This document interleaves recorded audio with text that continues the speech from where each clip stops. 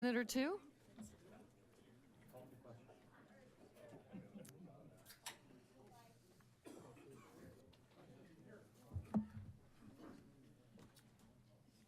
Deb, are we? Okay, great. So thank you. The City Council just concluded an executive session. And the next item of regular business, or sorry, not regular business, but the study session will be AB 5551, Proposed Commuter Parking and Mixed-Use Project Update. I'm going to apologize in advance. I'm leaving about 6:45, a little personal family situation that I have to deal with. But you will be in the extremely highly capable hands of Deputy Mayor Neese for the rest of the evening after that. So with that, I welcome City Manager Julie Underwood. I'm assuming y'all took roll before? All right, we're going to roll back the agenda a little bit. Has the agenda been approved? All right, we're going all the way back to the very beginning, so apologies for that. I did miss the beginning. So good evening and welcome to the April 16th City Council meeting. Will the city clerk please call roll?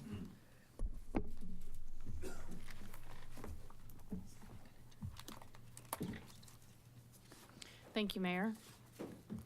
Mayor Debbie Bertlin. Here. Deputy Mayor Salim Neese. Here.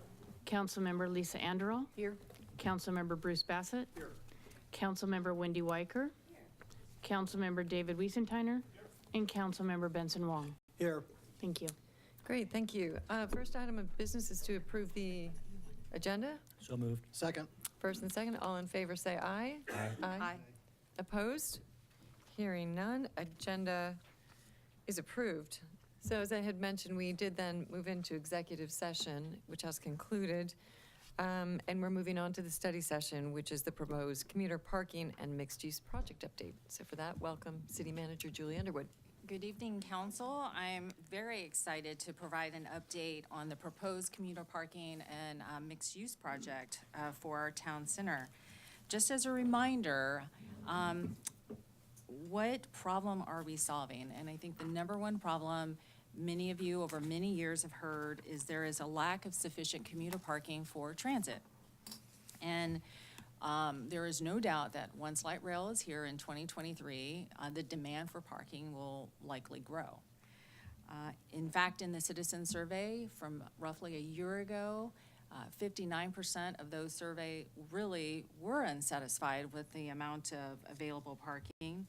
And a majority of those surveyed really identified as their top transportation issue and priority commuter parking.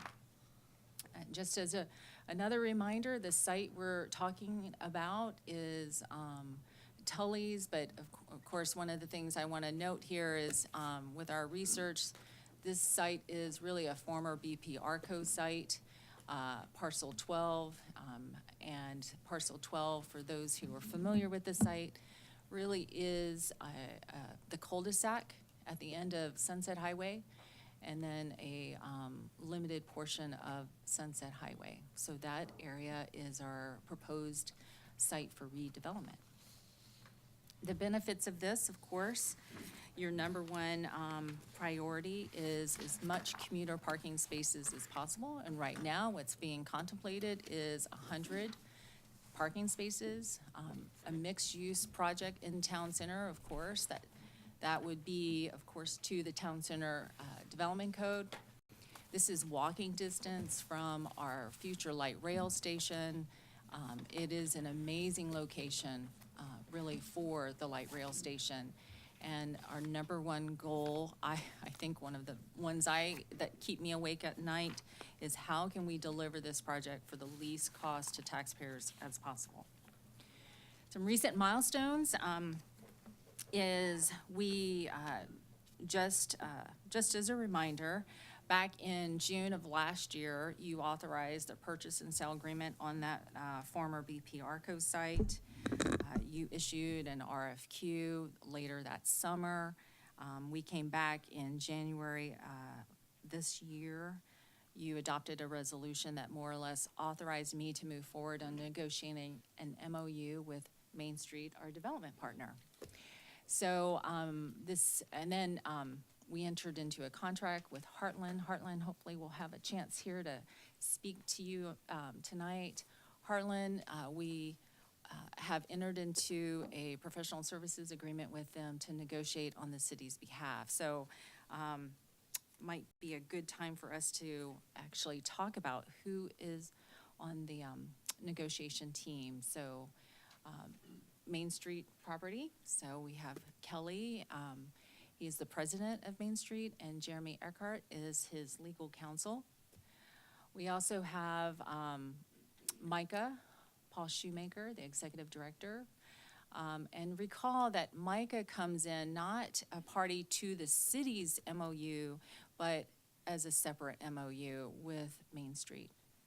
And Amy Worthington is their project rep or project lead. So getting back to the city's team, we have entered into an agreement with Heartland. So Matt Anderson and Craig Johnson is supporting us. And then outside legal counsel is Tom Brubaker. Of course, Carrie Sand will continue to support us, though she will be transitioning most likely with a contract.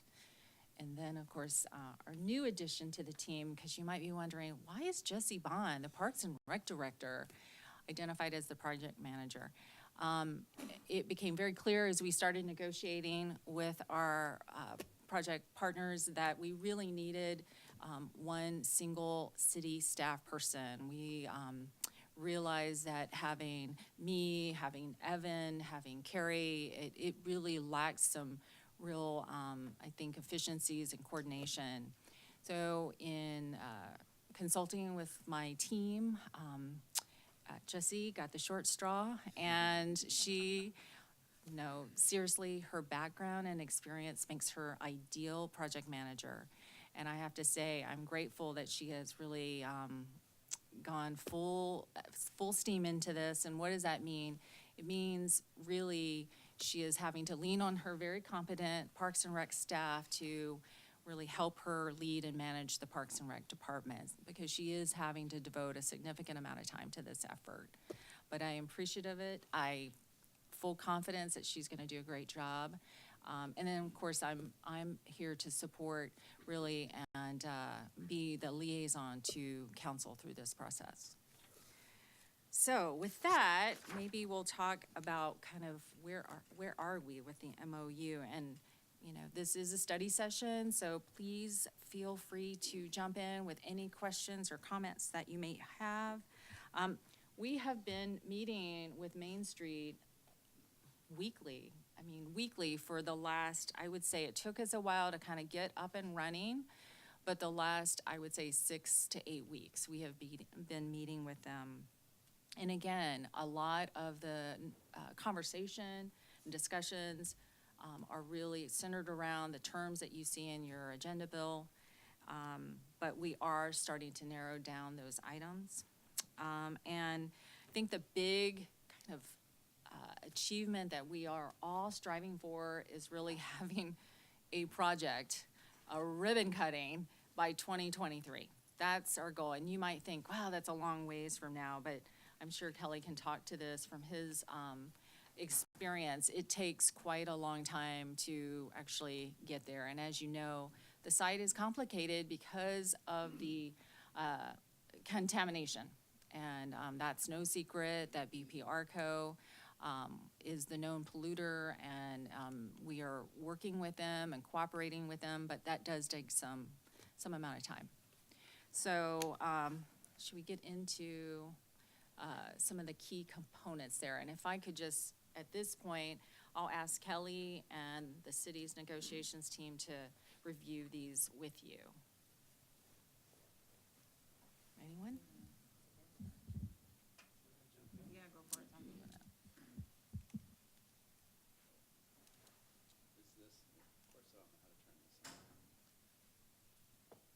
Oh, right? Okay, first of all, I'd like to say, as background, the city chose to do make commuter parking a high priority and a great need for the city. The cost of commuter parking, especially structured parking, is surprisingly expensive.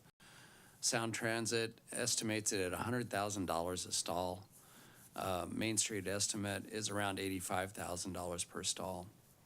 So that puts us, the city, in a situation where it becomes very difficult, given the city's other priorities, to achieve this commuter parking goal unless we get very creative. And so that's what we've tried to do with this. And I think I commend the city by doing this RFP. I think you've come up with a really exciting solution that answers your problem and brings in a lot of extra benefit. So, so that's what we're looking at right now. Primarily getting this commuter parking to answer this critical need for the city.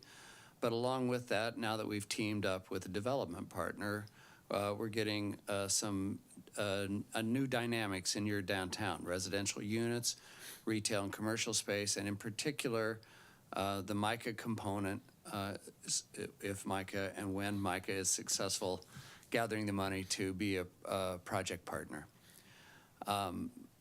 Kelly, I don't know, there'll be, in the MOU, we'll require a certain amount of community outreach, specific number of meetings. It will outline the responsibilities and the commitments for each party. We have made a lot of progress on that. Just as has been described before, this is sort of an iterative process. As you move along, you face new challenges, you have to make adjustments, you have to be flexible.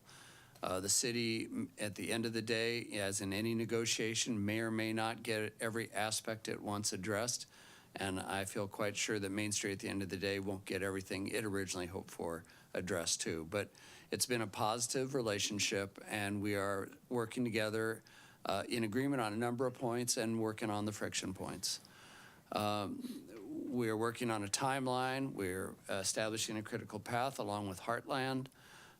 We're establishing all the land use entitlements. We've determined it will be a type 4 permit review process implemented here in the city.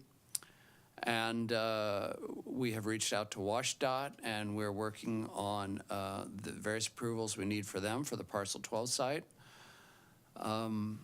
And we've laid out, the MOU will address, and eventually we will have a separate agreement, or as part of the development agreement, terms about ongoing operations and maintenance and cost allocation. So we're dealing with all of those things, trying to take the project through from its inception to the final construction, maintenance, and operation of the finalized project.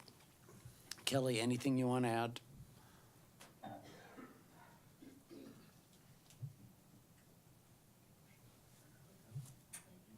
Appreciate that.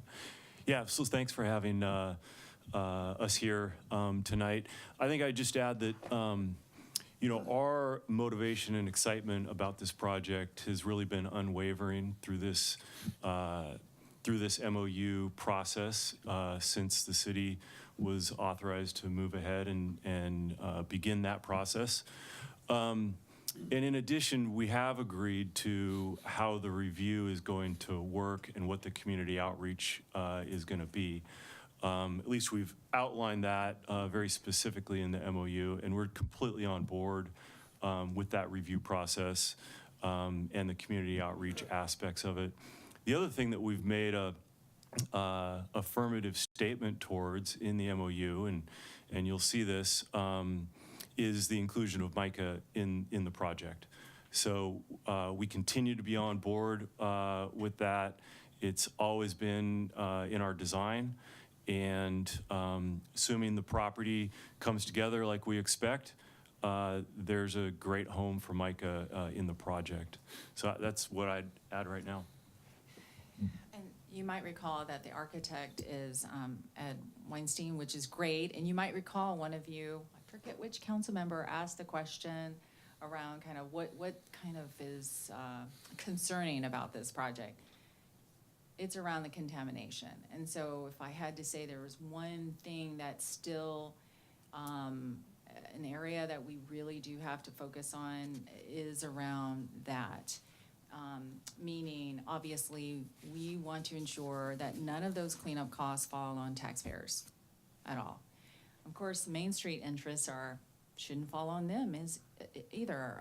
They didn't pollute the site. So I think that's a critical piece, and I think it has been helpful having them at the table, really advising us on that. They're the ones that have the actual hands-on expertise in actually cleaning up a dirty site and really preparing that for redevelopment. So I think it's been really helpful, but it's also, I think, a more challenging than I think the city staff had expected. Maybe Heartland knew more about this than us. Again, another reason why Heartland is coming in to support the city staff. So I don't know if there's any more around that we should highlight, but I would say if there's any reason there might be perceived kind of a slowness on our part, really is around, again, ensuring that we have agreements with the polluter around the cleanup and paying for those cleanup costs. And that takes more time than, I think, than we had anticipated. But it's been going very well, but it's taking us a little more time than we anticipated. I'll just add, if any of you have ever built a house or remodeled a house or been involved in a construction project, you know there are always surprises. There are always unexpected costs. There are always unexpected restrictions. It's a learning process, and you have to shift as you go along. And we're building through that process now. We're working together well.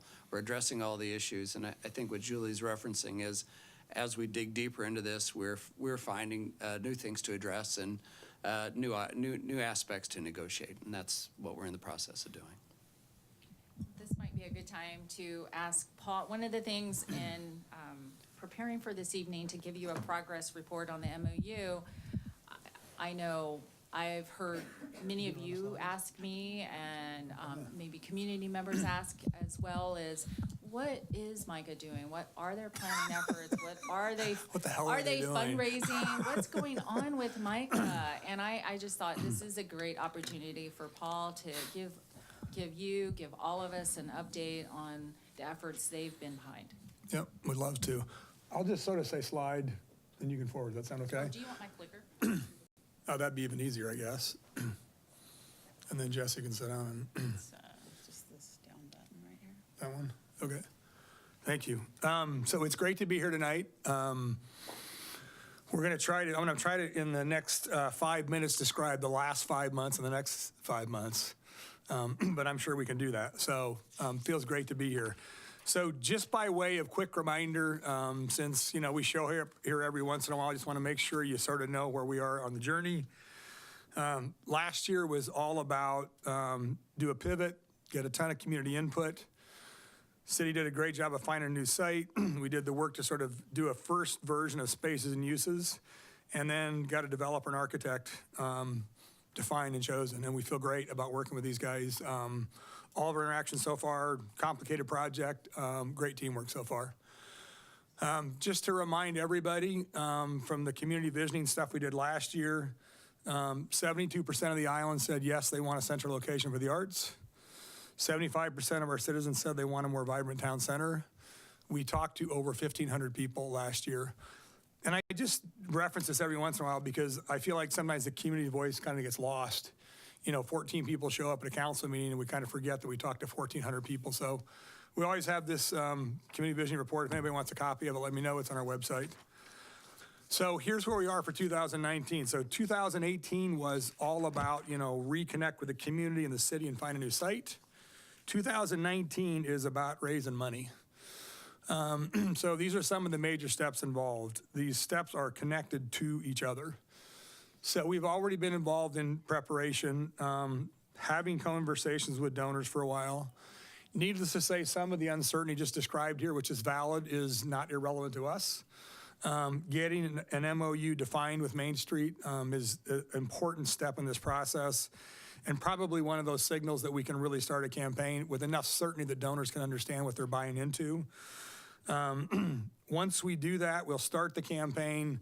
You guys know the way this thing works.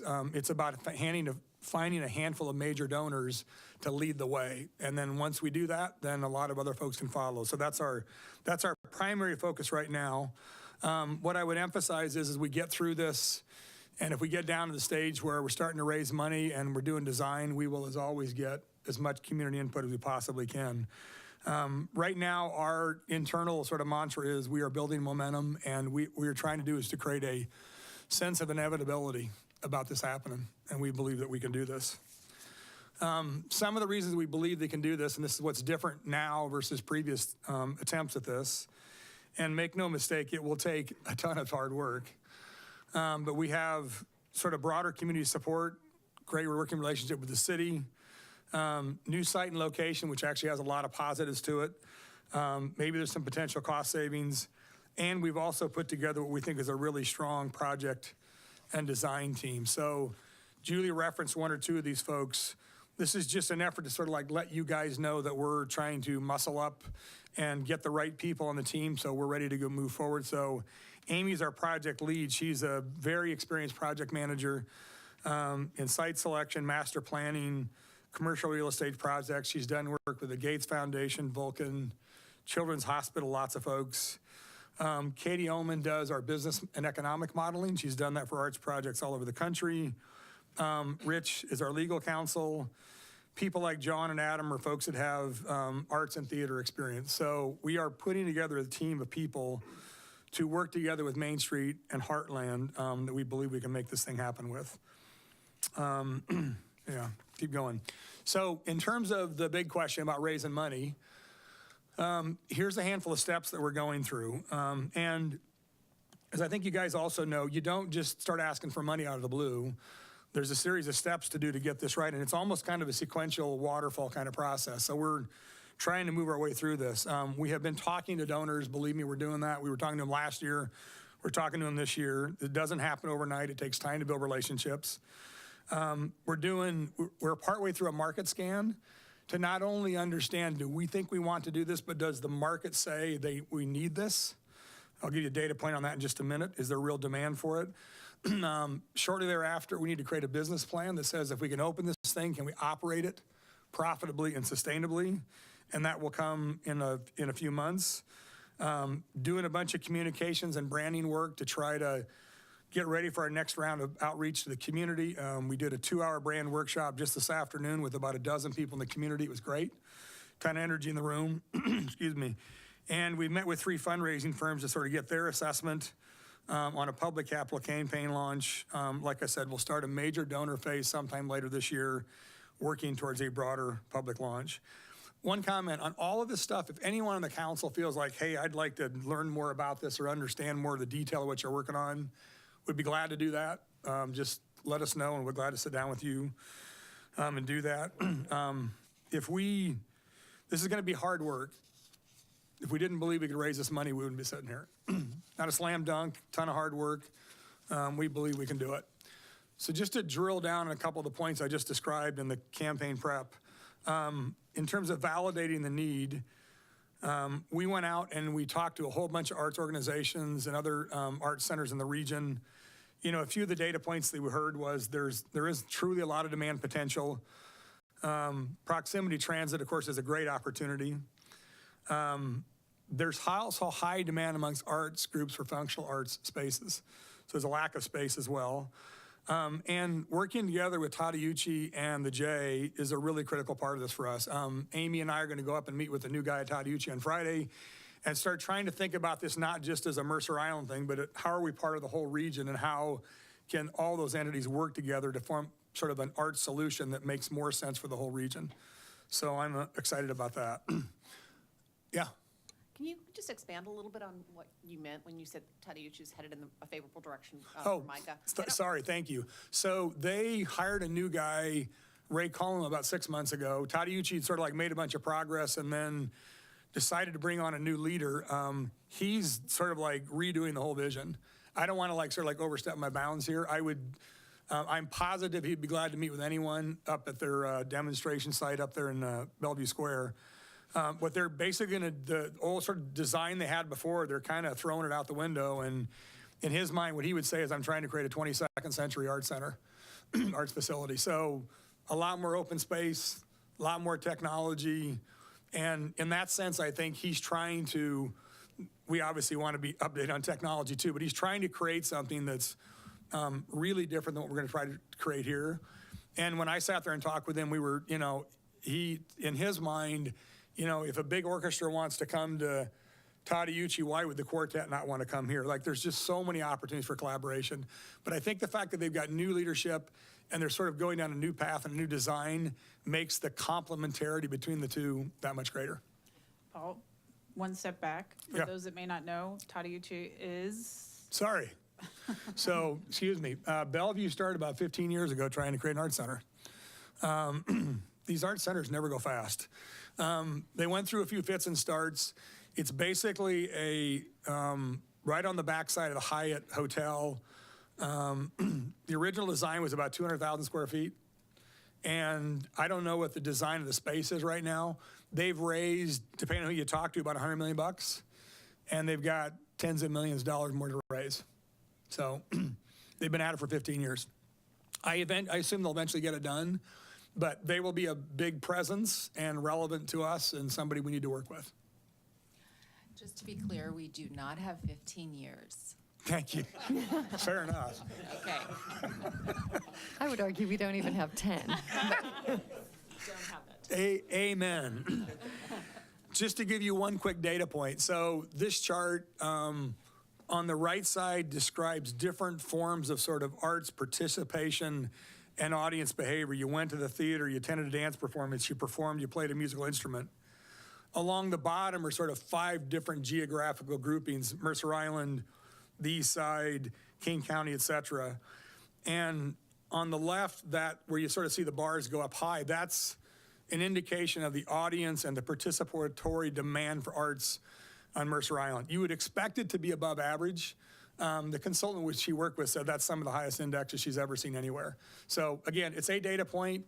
It doesn't prove we've got a business model. It does suggest there is demand for what we want to create here. And we want to keep sort of validating that premise as many times as we possibly can. I think it says to us, Mercer Island is in a unique position to fund, attend, and participate in an arts and educational center. It's in our own neighborhood. One other quick thing on the business plan and sustainability, we get asked a lot about, can you run this thing profitably? What about the finance of it? So that business plan is another critical step in running a capital campaign. So these are questions we need to answer for ourselves, and we're beginning to do the work to do that. One of the key points I would make is there's sort of a balance between what the community says they want and what you need in an art center to run it profitably. And there's sort of a sweet spot between those two, and that's the intersection we're looking for. Bellevue, the Youth Theater, for example, is an awesome space, and it's a great thing, and it's funded 2/3 with public funds. It's incredibly hard to run a youth theater by itself profitably. If you're going to have an art center, you got to have a certain kind of spaces in it to make the thing work economically profitably. So we're looking for that sweet spot between community wants and needs and what it takes to run a facility profitably. Again, if anybody wants to go through that in more detail, I would be more than glad to do that at any point in time. I just would sort of close by saying the longer that we work on this, one of the things we sort of realize is, arts is at the core of this thing, but I would say we hear as much about the sort of sense of civic investment from early majors donors we're talking to as we do about the arts. They also care about education and youth development. Seniors are not an irrelevant part of our equation. And needless to say, the sort of juice that this could give to town center is a real opportunity. So in closing, I guess I would just leave with people, MICA is not a building. We hope it's a catalyst for community connection. We hope it provides a new way for Mercer Islanders to participate in and attend arts, culture, and education, and that we can do that not just for this generation, but for many generations to come. So, any questions, I'm glad to answer them. That's our update. Council, any immediate questions? Benson. Thanks, Paul, for that Yep. presentation. And, I think, obviously the city is involved in its own negotiations with Main Street on its own MOU. Presumably, you folks are negotiating your own MOU. And so I guess the question I have is, because I know there is interest in how that MOU process between Main Street and MICA is going. Do we have a process to get regular updates on that negotiation? Again, we're not a party to it, but I'm just curious whether or not I'll get started while he's fixed his mic. So there's a series of issues that they just described that these guys had to start working on with you guys before they could start talking with us. So literally, we're in the process of scheduling our first. We've been ready. That doesn't mean they're going slow. We've been ready. We got that team put in place. They needed to do some work with the city before they'd be ready to start doing the agreement with us. But we've, I think at the end, we want these two MOUs to sort of converge in parallel as much as humanly possible. So Kelly can add to that. Yeah, thanks, Paul. And we agree with that. There's a little bit of a sequencing here, and we had to make sure that we were making good progress with the city, which we are. And we've kept in touch with MICA throughout the process and been very transparent and open all the way through. So I think our thinking and what we've been communicating is let's continue to make progress on the MOU here with the city, and we'll pretty quickly transition into dual tracking. Is that also going to include, and I guess really this is for the city manager and for Jesse, I would hope it includes some periodic reporting or required reporting on the status of the MOU process with MICA, just so that we are apprised of how that is going. So.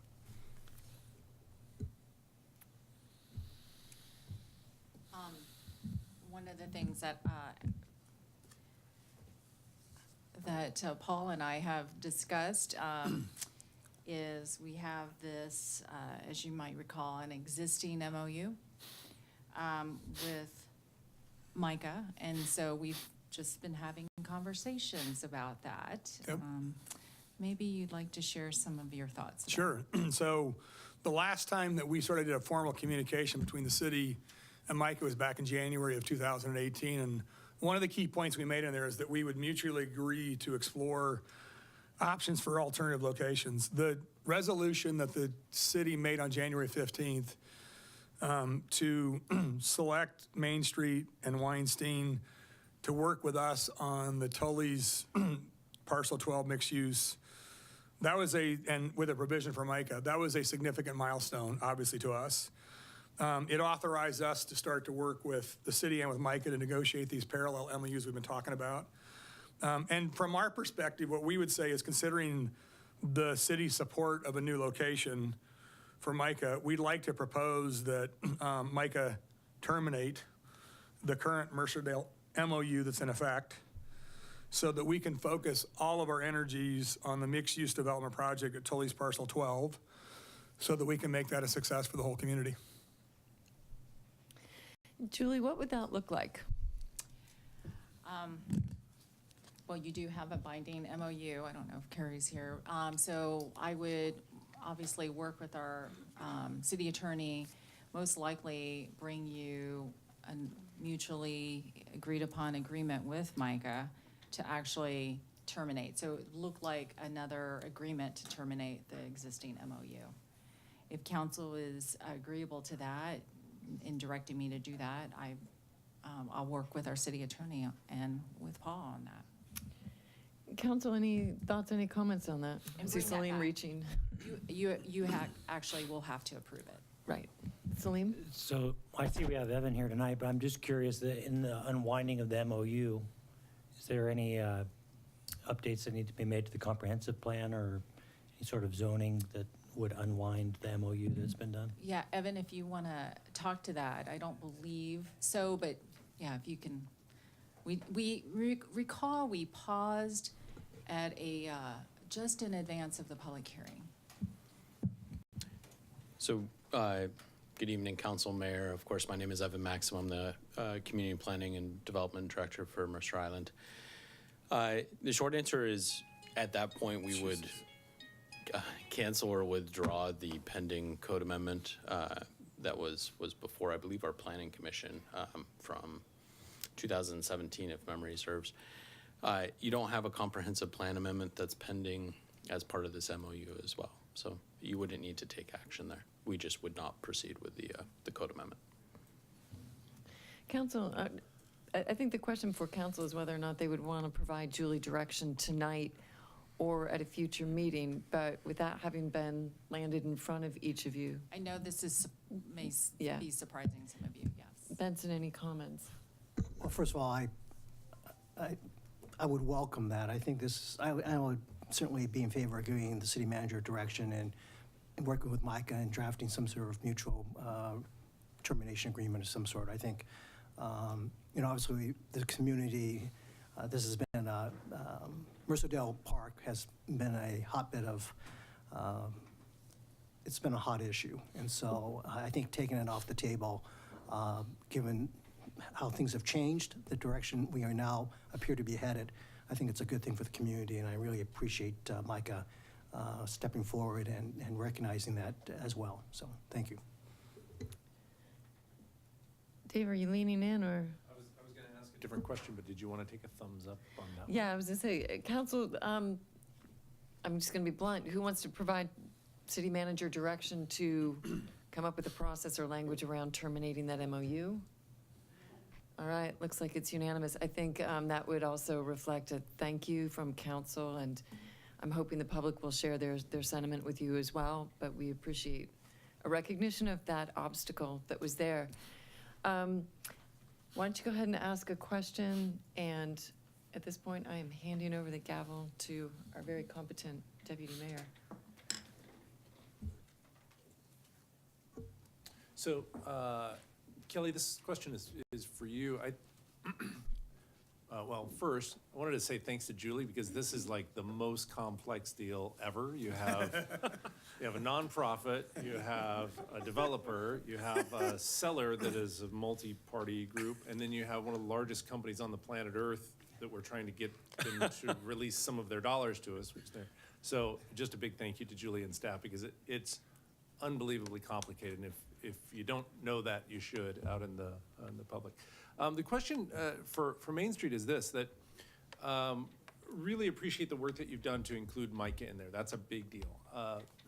I think if I'm Micah, my worry is that I'm included, but how do you anticipate making sure that they end up with a product or space that really makes that project sing for them? No pun intended at all, sorry.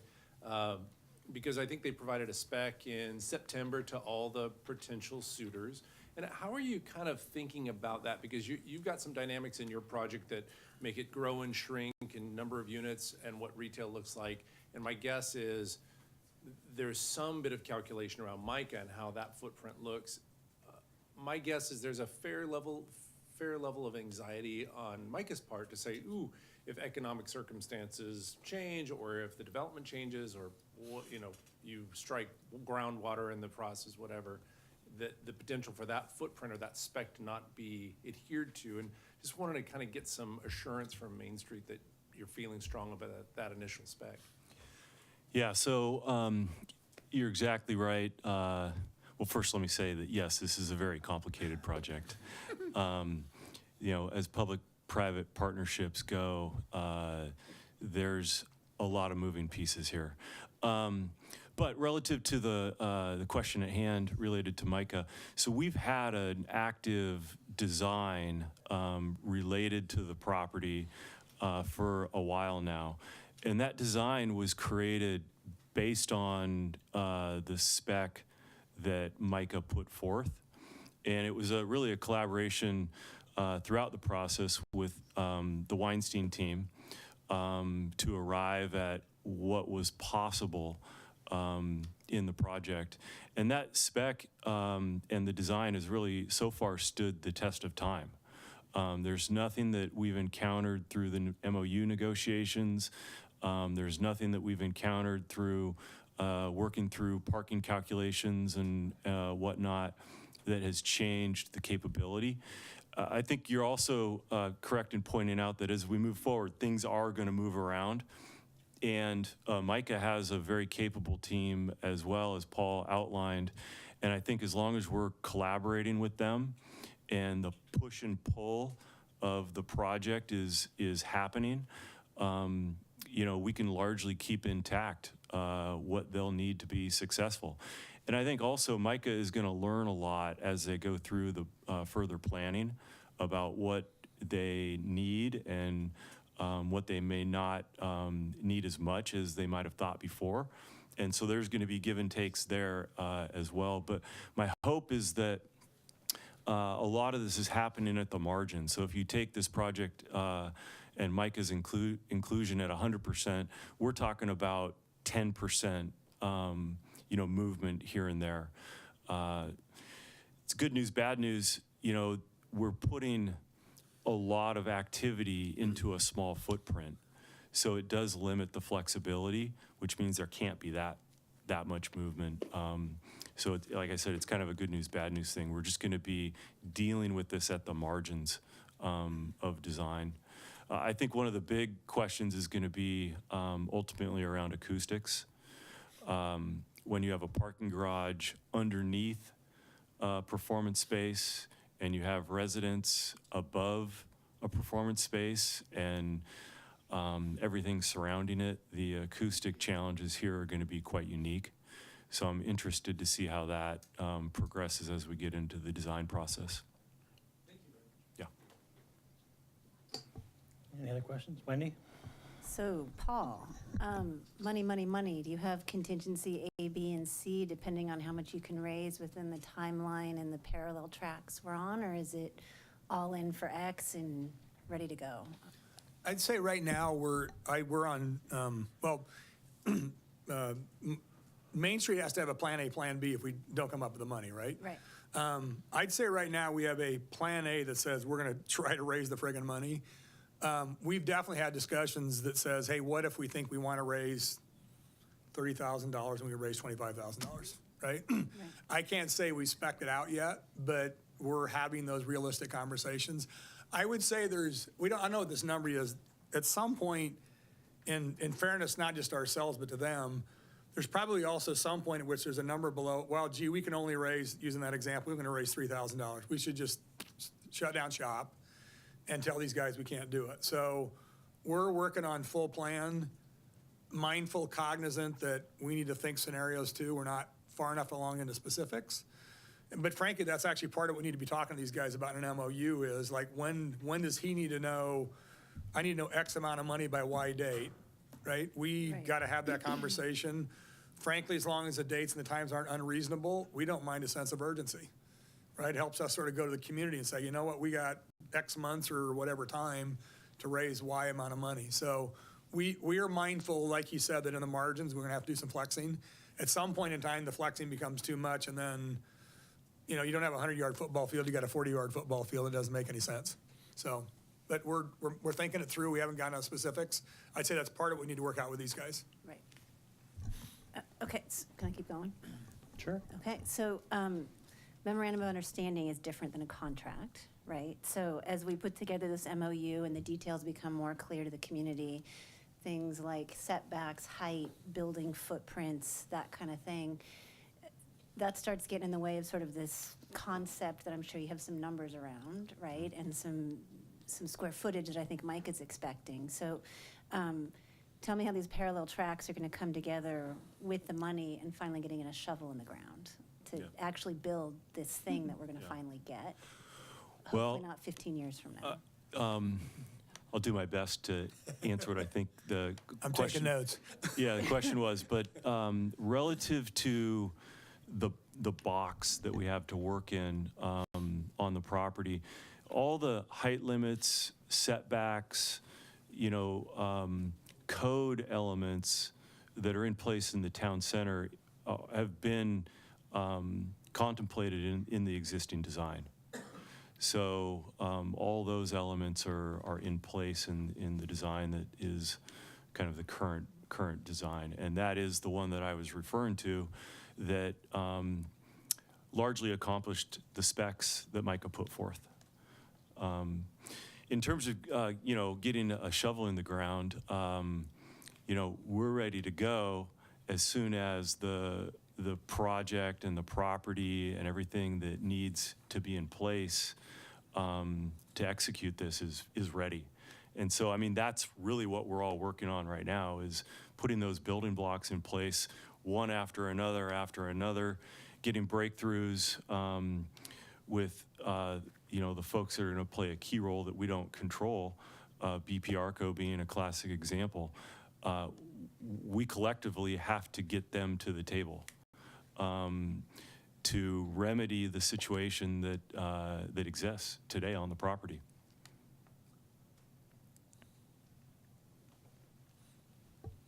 Any further questions? Great. Julie? Yeah, no, I just thought if there's no, we'll just kind of close it out. Is that okay? Sure, yeah, I just wanted to briefly thank everybody, and Jesse, I know that this is a big ask for you to do. I know that you have some background in this scale of what we're embarking, but the complexity aside, we just want to thank you for stepping up. So we'll adjourn until 7, I guess, and pick back up? Yeah, and one of the things we're planning to do, I think right now we have tentatively set aside May 21st, I think, for another touch point for the council. One of the things I know you're really interested in is the timeline, right? The timeline. When are we gonna have when are we gonna have a groundbreaking and really move on this? And those are the types of details that are being negotiated now, of course, with the backdrop of how do we ensure that the polluter does step up. So, but that's our next time that we're tentatively scheduled to come back to the council. Okay? All right. Very good, thank you. Thanks.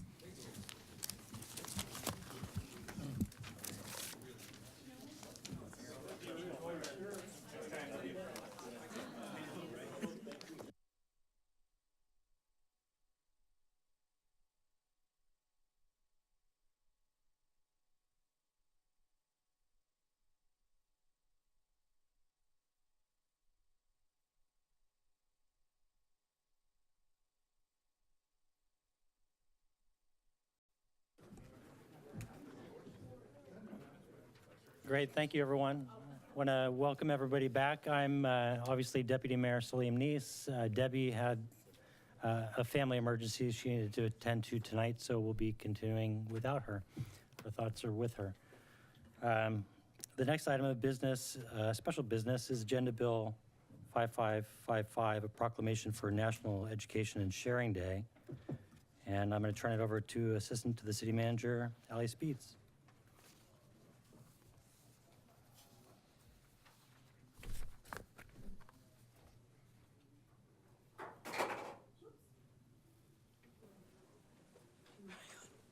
Okay, good evening, Council. I'm Allie Speets, Assistant to the City Manager, and tonight I'm presenting the Education and Sharing Day Proclamation. Mercer Island values education and character development as demonstrated through its educational community's vision, mission, and values. The Mercer Island School District Vision 2020 states, "Our students will thrive in the cognitive, digital, and global world while sustaining their passion and inspiration for learning." The French American School Vision states, "Our vision is to inspire the next generation of global citizens to learn, understand, and act wisely in a multicultural world."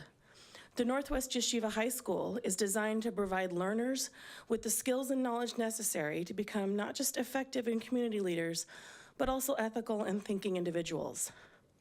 Accepting this proclamation this evening is Rabbi Nissen Kornfeld. He is the Executive Director of Chabad Mercer Island. Rabbi Kornfeld received his rabbinical ordination and Bachelor's of Jewish Studies from the Rabbinical College of America in Morristown, New Jersey. Before moving back to the Seattle area, Rabbi Kornfeld was a Judaic studies teacher at Yeshiva Darchai Menachem in Brooklyn, New York. Additionally, he has led Jewish educational experiences in diverse Jewish communities throughout the world, including Newfoundland, Kazakhstan, and Lithuania. Rabbi Kornfeld, would you like to come up, please?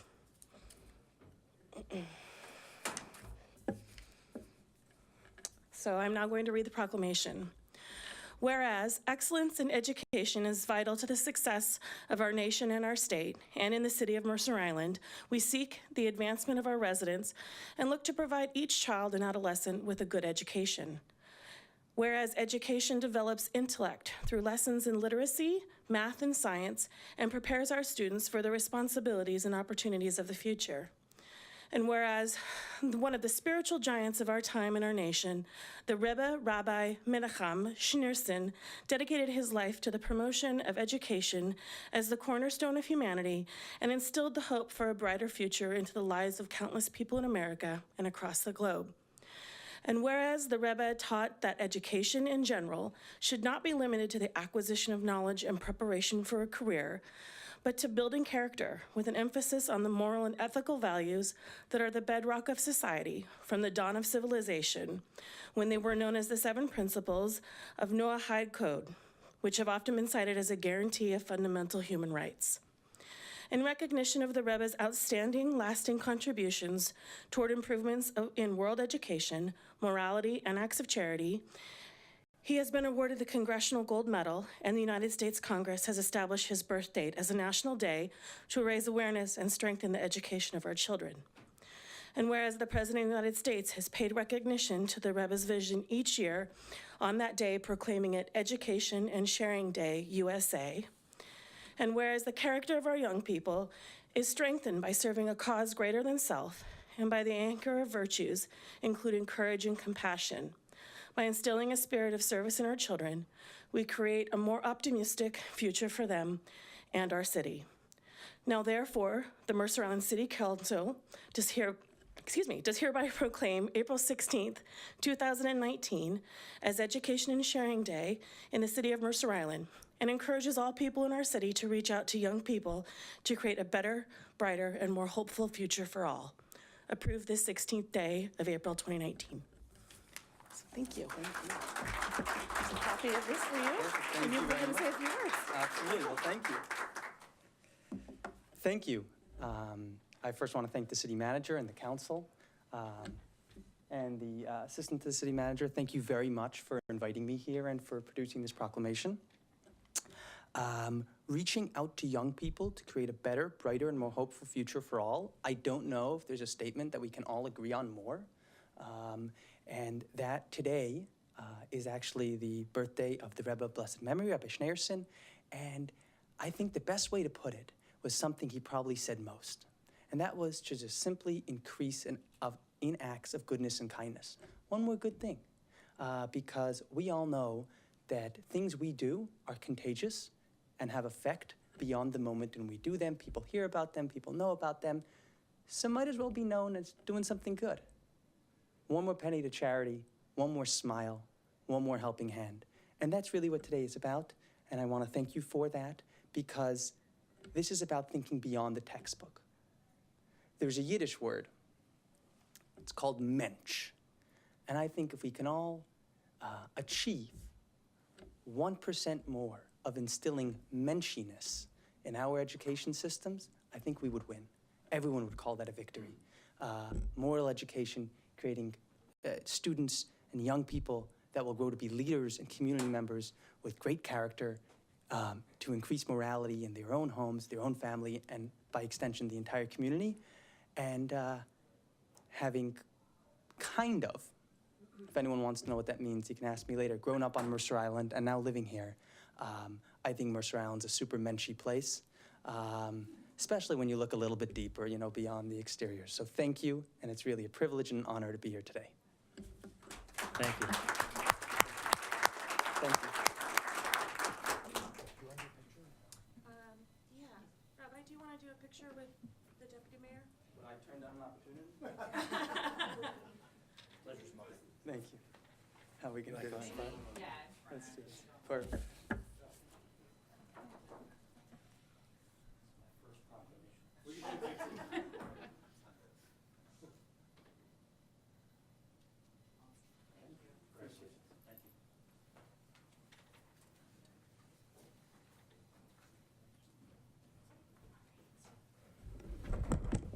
Okay, moving on, I think we're going to go to the city manager's report.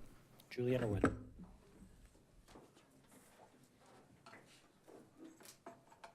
All right, good evening, council and community members. For the record, Julie Underwood, your city manager. First of all, I want to highlight some of the parks and recreation grants that they have successfully secured. One is from Floriculture Sustained Support. The award is for $10,000 over a 2-year cycle. So really pleased with this. This grant supports many of our ongoing arts and culture programs, including Shakespeare in the Park. Additionally, another Floriculture Creativity Consultancy Grant in the award of $10,000 to work with artist and creative consultant George Lee. This award funds work to develop a cohesive cultural arts vision, arts opportunity area across the Aubrey Davis Park in collaboration with the Aubrey Davis Park master plan process and hopefully our new exciting gateway into our town center. In addition, the Mercer Island Community Fund has supported the Parks Department with $8,000 for our 2019 Mostly Music in the Park as well as Shakespeare in the Park series. So congratulations to them for receiving those awards. Very successful spring recycling event. So let me report out on some statistics. You may recall this event was held on March 30th. The contractor reported 531 vehicles arriving, totaling over 53,000 pounds of discarded material, averaging to about 100 pounds each. Some highlights this year, 22,440 pounds of appliances, scrap metal, electronics, over 10,000 pounds of confidential paper shredding, 26 cubic yards of styrofoam, and the list goes on. This event was also brought in 81 bags of groceries for our food pantry, including $2,000 in cash. So if you want to learn more about recycling options, visit mercergov.org/recycle. And really, a thank you to our community for helping really recycle and do their part to protect the planet. Summer camp registration is on. So the Parks and Rec Department is offering 27 different unique camps throughout the summer, starting June 24th through August 30th. A few examples, if you haven't seen the guide, include cooking and gaming and coding, golf, claymation, gymnastics, paddle camp, movie makers. I have signed up Lincoln for a few of them. Our camps serve ages 3 to 17.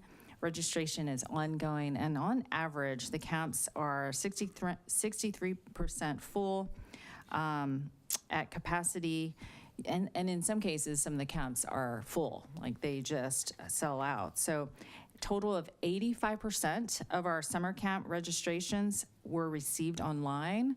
This is great because this is a 15% increase. So we want to see more and more of our patrons utilize online registration.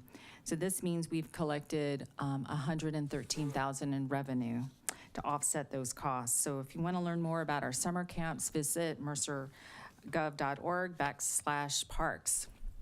I want to highlight a new feature on our Let's Talk platform. It's Council Connects. This is a new engagement tool. Well, Let's Talk has been around, I guess, for roughly about 6 months or so now.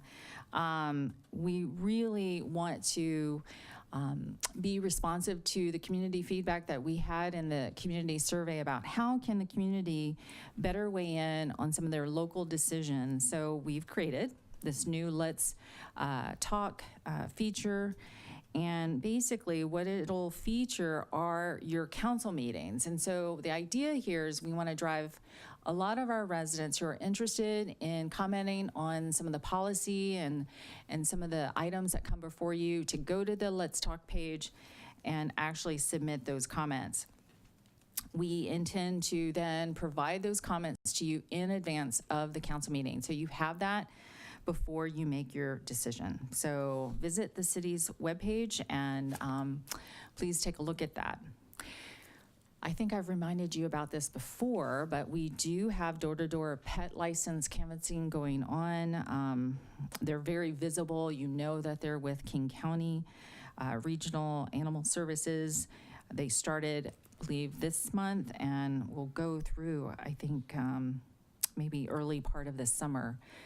So the idea here is to obviously get most of your pets registered. If you haven't, they will kindly ask you to do that. If you have any questions, you can reach out to Commander Jokinen. He's happy to answer any of your questions about this program. In case you missed the city's recycling event, New Seasons Market is hosting a recycling event. This will take place this coming Saturday, April 20th, 10 a.m. to 2 p.m. Let's see, they are accepting electronics, appliances, scrap metal, mattresses, box springs, propanes. Some of these items will have a fee. So you do want to check out mercerislandplace.com/events for more information. So if you missed our last one, there's another one. Also, volunteer for our restoration event. As you know, we have many happening. The next one is this coming Saturday, April 20th at 10 a.m. to 1 p.m. at Wildwood Park. To register, send an email to wildwood-park@comcast.net. And then finally, the staff and actually Councilmember Wong will also be participating as a speaker for the Prospective Council Candidates Workshop.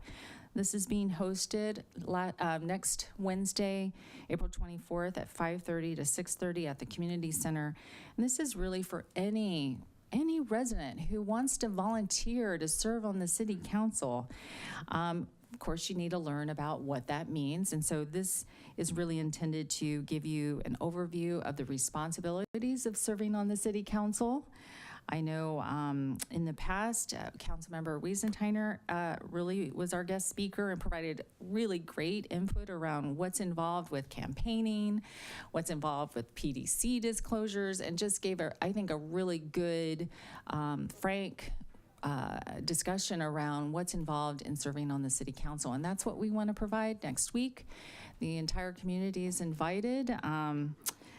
So looking for candidates, the filing starts on May 13th and will end on May 17th. So you can reach out to our city clerk, Deb Estrada, if you have any questions about that. And that's all I have. Great, thanks.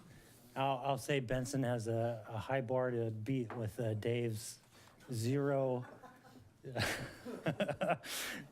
applicants outcome from his last one. So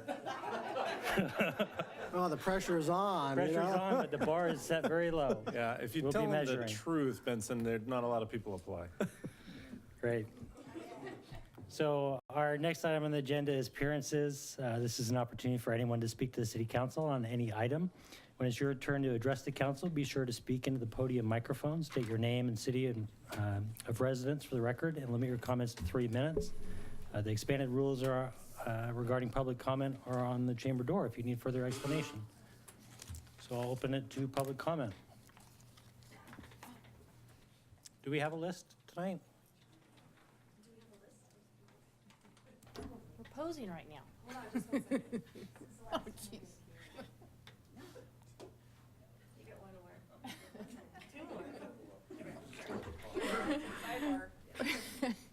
We have one person on the list right now, and that's Daniel Thompson. Very good. Welcome.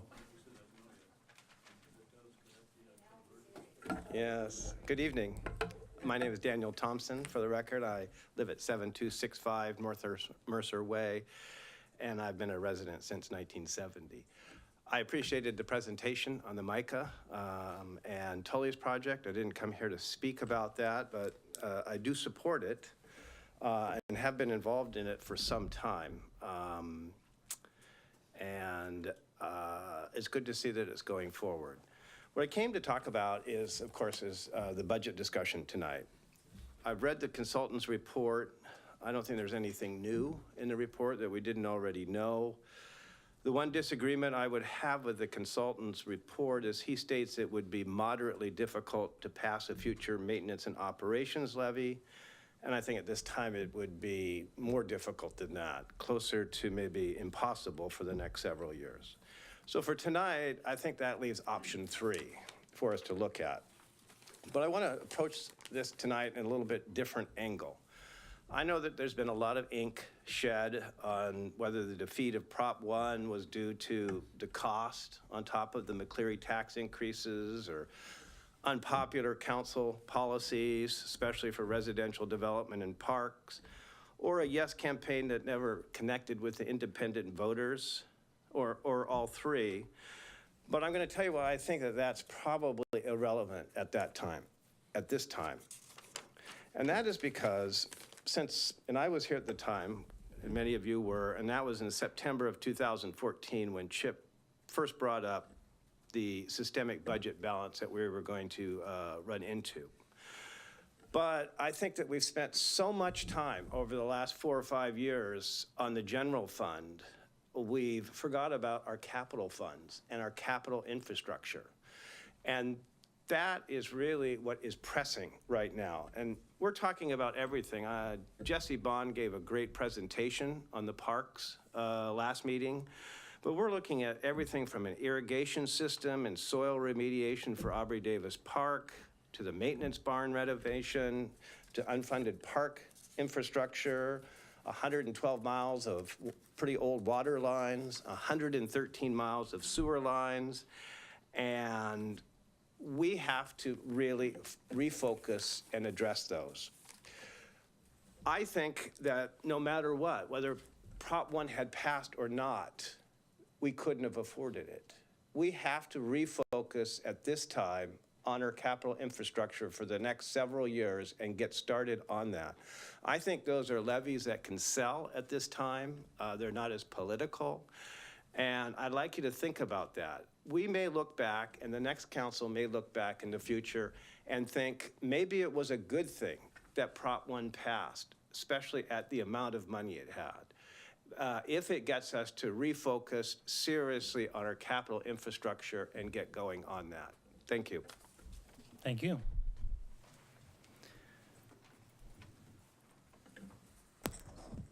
Ira Appleman. So I think it's good news that that the council has decided to save Mercerdale Park. There's been a 45-year battle at Mercerdale Park, and it always turns out the community. I remember when I was speaking at the Department of Commerce in Olympia about Micah's application for funds. I was asked by the chair whether the Islanders would turn out again to battle against putting a building in Mercerdale Park. And I told them that I wasn't sure, but I thought they would because there was a 40-year history of that happening. So I think it's a good idea. I think that we need to protect Mercerdale Park, or these battles are going to continue in the future. So that's what I would suggest, that it be put in a trust, or that's been talked about before. And I just remind you that that would be a good thing to do if you want the community to stay together. I, of course, support Micah in the current location. I think, especially because of transportation, I think it's a great location. I am worried about the word vibrancy, which I've said here before, and so it won't be a surprise.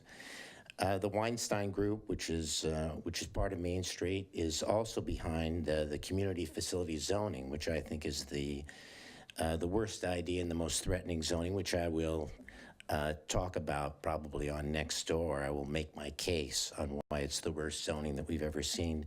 It can metastasize all over the island, and it spreads nonprofits into the residential neighborhoods, which I think is a very bad idea.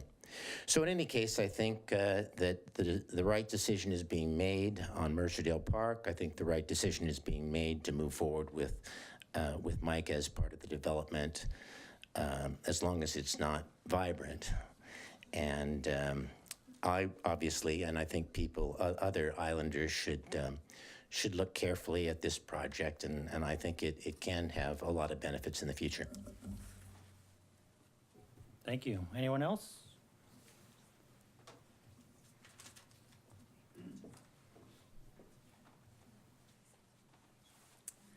My name is Robin Russell, and I want to thank you for letting me speak tonight. I want to echo what Ira says about the city voting to direct Julie to terminate the MOU. I think it's a really great outcome. It was dividing the company, as Benson Wong said. So I would also, though, encourage the city and Micah and Main Street and this new development to maybe look back on what happened to Micah and Mercerdale and why it became so divisive, and maybe learn from those mistakes. I mean, one thing that comes to mind is that Micah started out being on the recycling center, and then it ballooned into 35,000 square feet. And from what I've seen in conversations so far, it's still at 35,000 feet. And, maybe that's where it has to be, I don't know, but it's perhaps taking out part of the park by being that large. So I would just want to encourage the city council, the city manager, Micah, to really take a hard look at what happened at Micah and Mercerdale so that we don't have another divisive community action again. So, but thank you again for approving the tearing up of the MOU. Thank you. Going once, going twice, sold. All right, appearances are now closed. The next item of business on the agenda is the consent calendar. We have payables for $1,339,750.69 dated April 4, 2019. We have payroll of $844,501.76, April 12, 2019. And we have the minutes of April 2nd, 2019's regular meeting. Is there a motion to approve the consent calendar? So moved. Second. Very good. All in favor, say aye. Aye. Very good. Any nays? Nays? It passes. We now move on to regular business. Agenda Bill 5552, Fiscal Sustainability Plan, Review Financial Forecast, Budget Strategies, Recommendations, and Public Engagement Plan with Julie Underwood and presentation from Management Partners.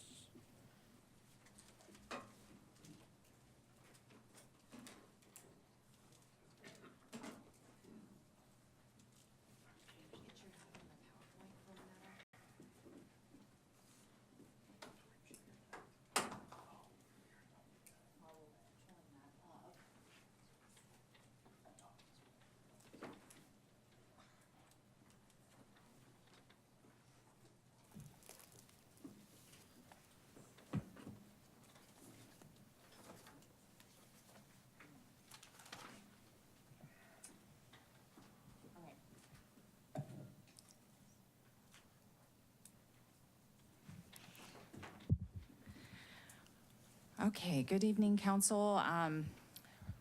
So really for the remainder of your regular business meeting, we have the fiscal sustainability plan. And presenting this will be Steve Tiller. He's partner with Management Partners. And one of the things I just want to, is that better? A little. Okay. So one of the things I wanted to just put in some context, as you know, we have really been dealing with the city's financial challenges for some time now. And you might recall that last year about this time, we wrapped up the community advisory groups process, and really at that point, you spent many, many meetings deliberating on what was the right approach. Recall that we had decided on asking the voters to maintain current service levels, and really decided to go to voters in November of last year with Prop 1. And of course, we know the outcome of Prop 1, and also part of your direction to the staff in building the biennial budget, the budget that we're currently in, was you said, don't assume any levy. And so we went into the biennial budget building in about 1.2, 1.3 in cuts.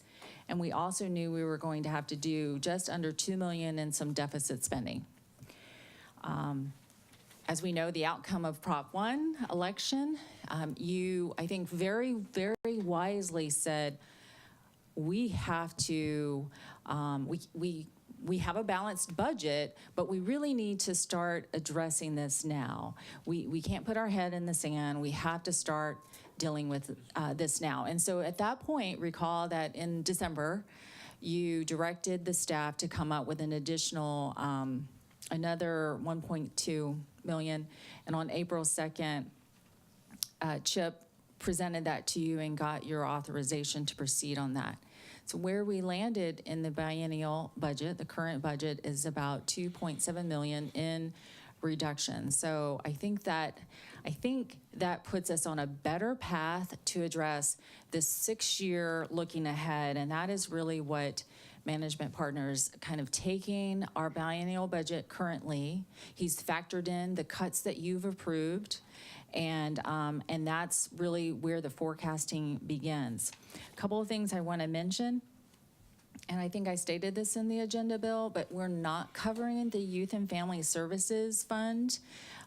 Though one thing you should note is that Management Partners model does factor in that the general fund is no longer subsidizing the YFS fund. But recall, on April 30th, we'll do a deeper dive on the YFS fund at that time. So if you can hold off on that for April 30th, that would be great. And so one of the things I wanted to also mention is you'll see that I'm not really asking you to make any decisions tonight. I really respect the fact this is the very first time you are seeing all of this. The community is seeing all of this.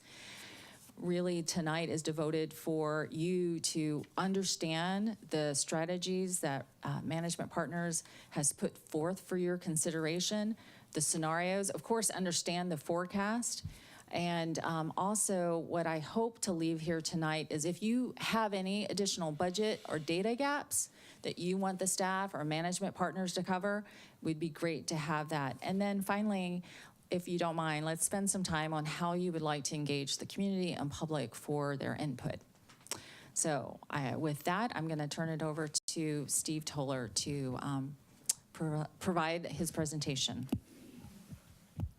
Great. And Steve, before we jump into that, the council has a copy of your deck. It's 60 or so slides. And so there's obviously a lot of content. It's going to take some time to go through it. And that's great. That's what we're looking for. I just want to say to council as we work through this, I don't want to hold questions to the end. It's going to be too long and too far to hold the questions. So I'm okay stopping at slides and asking clarifying questions, or if you want to have some dialogue around something. But let's try not to get into a full-blown council discussion during the deck if we can avoid it. And then we'll just move back to you. So I'll allow questions, a follow-up question, and then we'll take turns if we need to. But let's try not to let that turn into a council discussion as we move through the 60 pages or so. Thanks. Great. And I've also built in some natural breaks into this as well, where, I will prompt for questions if there have not been any already. So good evening, Mr. Deputy Mayor and the rest of the City Council. On behalf of Management Partners, it's an honor to be here tonight and share with you the outcome of our analysis that we've done in terms of the various budget strategies that are available to the city to bring fiscal sustainability. We're going to cover quite a bit tonight as we go through this. Okay, is there an on button? Oh, sure. At the bottom. Okay, yeah. Yeah, there you go. All right, good. So we're going to just briefly cover a project overview of what you have engaged us to perform for you. We'll go over the fiscal model because I want to be able to kind of set the baseline of where are we today with respect to the long-range forecast. We're going to then discuss the various budget strategies that we identified through the process that we went through of engaging the City Council as well as staff and doing our own independent analysis and research on different opportunities that might avail itself to Mercer Island being able to balance its general fund long-term. And then we took those various strategies and created some strategy packages. Kind of like almost a menu where we took the various strategies and put them into a few different scenarios to see what it would take to be able to bring fiscal sustainability to your general fund over the long range. And then we'll dive into whatever next steps there are in terms of continuing to move this forward. So let's start out first by talking about, what were the objectives that you asked us to do. This, in some regards, started back almost over a year ago as we were engaged to take a look at your fiscal model, and we provided some recommendations to the city to perhaps improve the model. We identified that the model did form a good basis in terms of making some decisions with some edits.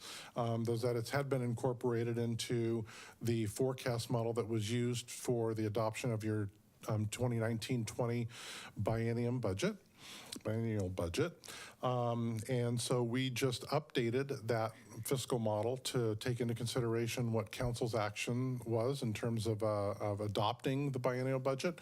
It included the first round of recommended reductions that staff had incorporated in that budget document that you approved.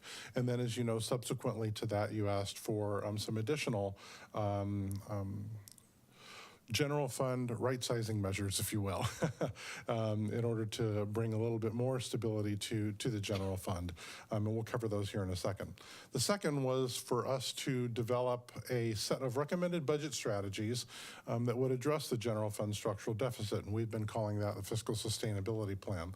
And so tonight, what I'd like to do is, again, review those budget strategies with you in the scenario packages. We're not necessarily looking tonight for you to identify what scenario or what set of strategies you want to move forward with, but we would like to engage in some conversation with you about if there's any additional information that you want, if there are certain strategies that should not be considered in any way, shape, or form for whatever reason, but just to be able to kind of gain and understand some of your feedback in that area.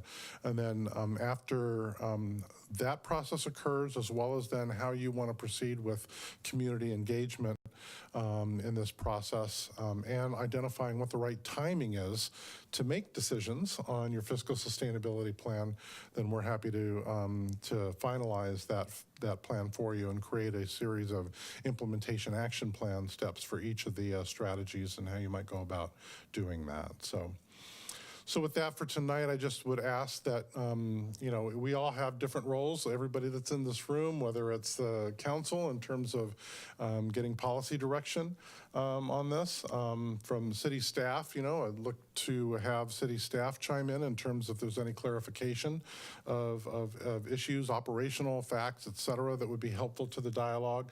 For those that are residents here in Mercer Island or interested in what's going on in Mercer Island, I just ask that you would listen to what some of these strategies are and then provide input as council as requests, not only tonight but also in the future. And then finally, it's my role to present to you kind of what we've identified and provide you any further independent analysis that would be helpful to your decisions. So let's dive into the fiscal model, if we can here. And I want to start out by really chatting a little bit about what is the reality that you're facing here, your fiscal reality. And it's really done in three components of what is the environment that you're currently operating in, what were the forecast assumptions that were used to remind you of what those were, and then what was the outcome of those two in terms of the fiscal forecast that was identified. So firstly, the fiscal environment that you're in. There are challenges that not only you're facing, but several other cities are facing in Washington State. There is the continual facing of potential increasing costs of providing services. You also had somebody earlier mention about capital improvement projects. You've seen some of those costs go up in this incredible development market that we're all seeing here on the West Coast. There are rising pension and healthcare costs that agencies are having to deal with. How do you fund infrastructure maintenance, as mentioned? There's labor market pressures as well. This is a pretty challenging environment to recruit and retain public sector employees as we have tech and other industries that are competing for people in the job in the marketplace. And then there's also in Washington State, there are these competing fiscal policy matters that perhaps cities have to face. In some regards, on the one hand, property tax growth is limited by state statute, as you know, to only a 1% increase based on council action. And so there are limits to help try to protect property owners in terms of what their property taxes that they have to pay every year. You also are dealing with, the concepts of supporting responsible growth. So where you might want to have greater fiscal resources that would help you deal with your paying and providing services, you're also being challenged with, well, let's not grow too fast, too quickly. Let's not necessarily put a big box store on every other street corner, which, has the potential of limiting your financial resources in terms of either property taxes or sales taxes. And then also something that's unique in this state, which you may be aware of, is that salary and benefits for police and fire, for what they call uniformed personnel in the state statute, is basically subject to binding interest arbitration. And that binding interest arbitration is based on the compensation package that is being offered by municipalities to the labor groups that are uniformed. And the criteria in there is pretty much based on, are you providing competitive compensation compared to other similarly situated agencies to which you might compare yourselves, it even says on the West Coast. And then also with respect to, are you providing cost of living adjustments? And as you know, over the last couple of years, the CPI index for the Seattle metro area has been pretty astounding, with the cost of housing going up and the cost of goods and services. I mean, you've seen, inflationary indexes beyond 4%. Well, that's what a lot of the compensation benefit packages that you're having to look at and dealing with police and fire folks you're being challenged with having to meet those as well. So you have, on the one hand, you have revenues that can only grow by a certain amount, but then you also have expenditures, and the largest, of course, is people. About 70+% of your operating budget right now are the people that provide services in this community, and you're responsible for providing, competitive compensation to them. And in this case, they're subject to binding interest arbitration at the state level. There are some unique characteristics, though, that were not only identified in this report, but you may be aware of as well. In a couple of these areas, property taxes, for example, the property taxes you collect are higher than the average of the comparator agencies that were indicated in this report on a per capita basis, but your tax levy rate is lower than the average, and that's because you enjoy, depends on which side of the fence you are on, but you enjoy some relatively high median home prices in this community, and highly assessed valued places. So you're seeing that your collections on property taxes are higher on a per capita, but the levy rate itself is actually lower than the average. Sales tax, on the other hand, is lower than the average, and a lot of that just has to do with land use decisions and the nature of the type of commercial and retail that you have in this community, which isn't necessarily as large as, on a per capita basis as the likes of Bellevue or Sammamish or Renton or some of the other communities. There's somewhat of a limited capacity to be able to extend that base. As you know, you're pretty much built out, and there would be some pretty significant land use changes that would have to be required to do anything in that area. I think the other component here is that post-recession development activity really helped generate some significant, in the grand scheme of things, one-time sales tax revenue that was created over the last few years as the area recovered from the recession, and you saw some of the development projects that several of you that have been on council for years were part of in terms of seeing to come to fruition. But overall, we see that Mercer Island is spending above the per capita, on a per capita basis, is spending in terms of providing services to the community, which is, I think, a reflection of the level of service that you're wanting to provide and the community would desire here. And your revenues overall are above on a per capita basis as well. A lot of it is driven by the fact that you have, the higher than average on the property tax side because of the assessed valuation that you have here. So let me address then some of the key assumptions that were in the forecast. I'm not going to go through these in great detail in each one, but the bottom line is that we've incorporated, or the staff has incorporated, and we've made sure that it's incorporated in here, recessions. We don't know when that next recession is going to be, but the next recession, at least for budgetary purposes or projection purposes, has been assumed to start in about 2021, and it's clear that we see that occur every 7 years. Inflation is based on a more normalized, long-term of about 3%, which has been lower than the recent average, but I think on a long-term basis is probably around the sweet spot of what you would look at on a from inflationary factor. I also want to indicate that as we look at the reserve levels here that form the basis for the analysis, the reserves are based on the latest projected final reserves from fiscal 2018, and I know the staff are finalizing and closing the books at this point, but I've worked with your finance director to identify what the most recent numbers are, and the numbers that you'll be seeing are not only what the balancers were that may be residual from the general fund, but it also includes the beautification fund, because there was a decision made that you made as part of this last budget to move the beautification fund and all its operations into the general fund, as well as the contingency fund, which you have separated on your books, but for purposes, the purposes of that contingency fund is to help support the general fund in times of need. And so all of those are what are captured in reserves, and they're based on the latest information subject to that final close being taking place right now. On the revenue side, we've got property taxes that are assumed, that the 1% levy increase, and the council would make that decision each year. Plus, there's some growth there for some construction of about 1% in the base. Sales taxes assumed to grow by about 4% for the next couple of years, and then 3% thereafter. You have to know, though, that sales tax and development fees are the two that are the most subject to recessionary impacts. And so you'll see as we go through this that sales tax looks like it dips in 2021. And that's because we've identified and included a moderate recession in that period. Other revenues are looking to grow by about 3%.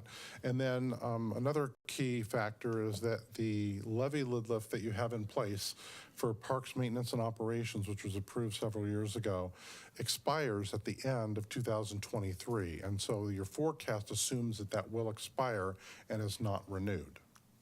Okay.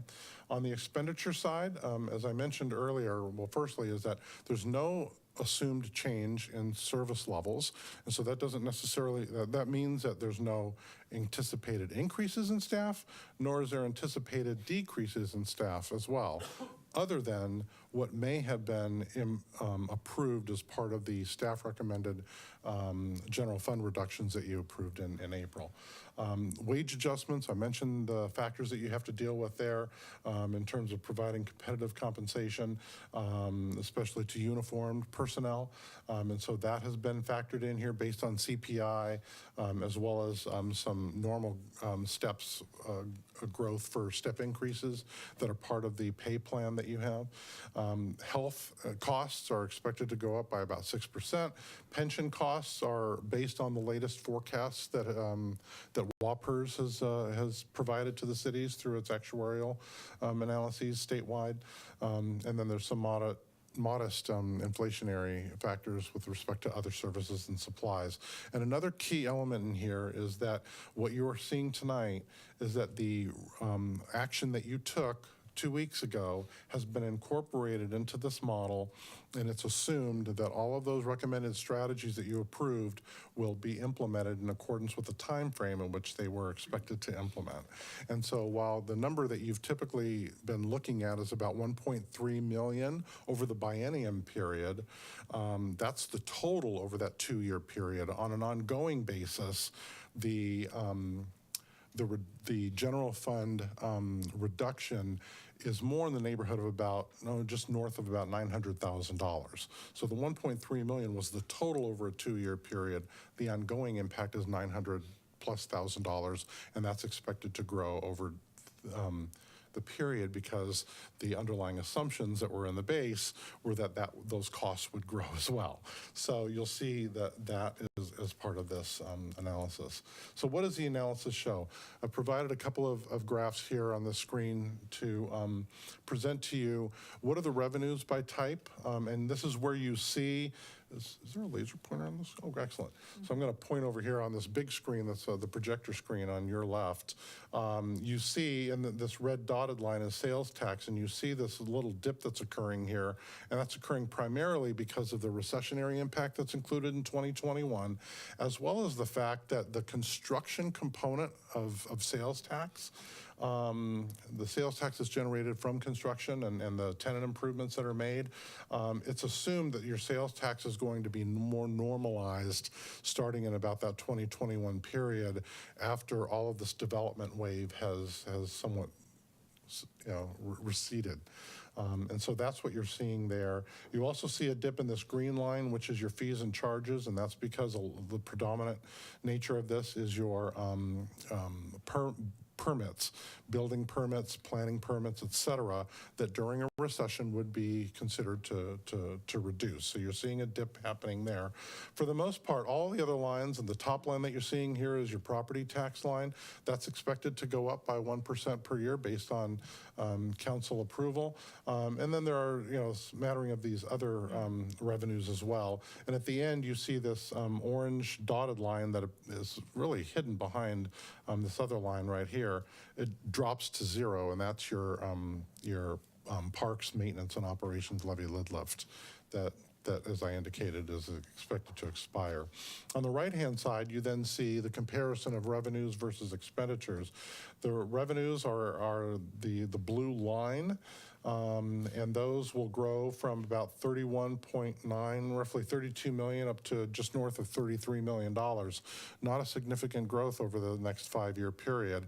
A lot of that is due to the fact of what we've talked about here, the 1% growth on property taxes, an assumed recessionary impact that's going to happen in these years here, and not a significant amount of new development that's really been incorporated in the 5-year forecast. Large reflection because you're pretty much at build out, even though there may be some projects that have been talked about and or are in the pipeline over the next couple of years. The bars are the expenditures and transfers and other reserved resources. Basically, what are you expending? What's the total of what you're expending out of your general fund? And you see that there's a difference. While you have balanced the budget in 2019 and 2020, primarily because of the reductions that you've approved, based on the forecast and the growth that we've already talked about in revenues versus expenditures, you're going to see that those expenditures are going to increase such that by the time we hit 2024, there is a gap that equates to about $4.8 million. When we look at the expenditures, did you have Just a question? Just a quick question for Benson. Yep. Just a quick question. I mean, those expenditures, that assumes that this level of service is the same? Yes, it assumes that service levels are maintained and that there is no corrective action taken at this point. Okay. And then the other question I have is, as far as your modeling goes, it's obviously based on a number of assumptions, including possible recession in 2021.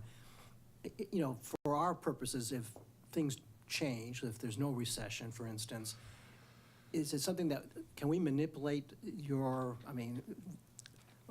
we can do it ourselves? We can manipulate your dollars or your calculations, is that correct? Yes, as part of the fiscal model that we help work with staff on and just preparing it. We also created that dashboard that would allow you to make some modifications and changes to assumptions on a variety of different things, including recessionary. Okay, thank you. Yep.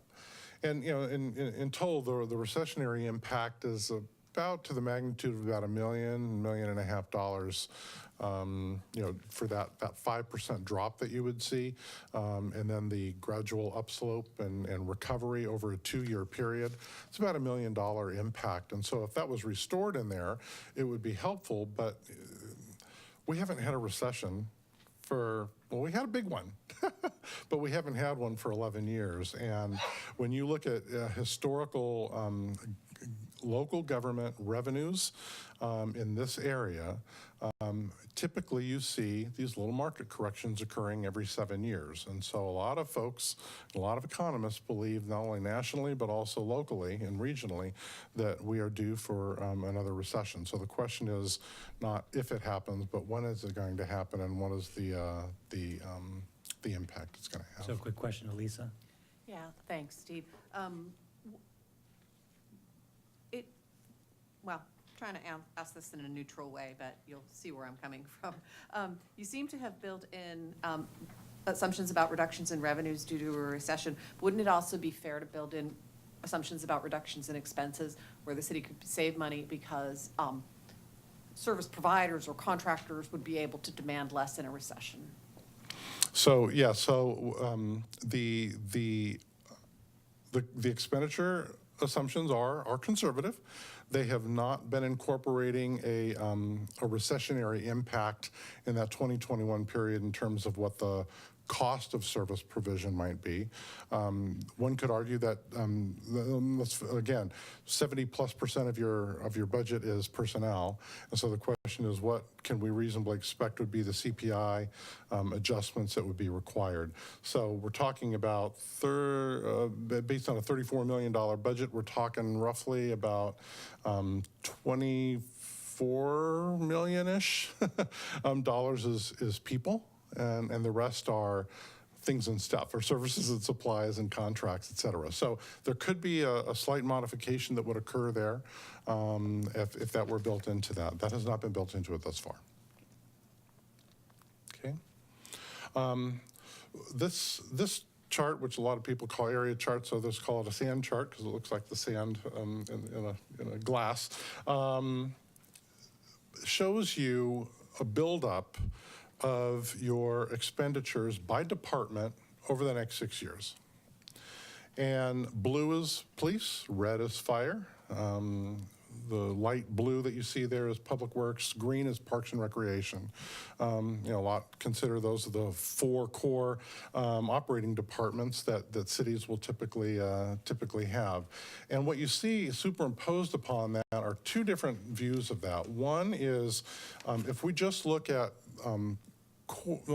property and sales taxes and what the impact is going to be over the next few years, you'll see that property and sales taxes, which a lot of people typically look at to pay for police, fire, and in some regards, Public Works, especially maintenance type services, you see that starting in 2019 here, the 2 of those tax sources cover those 3 core safety departments, if you will.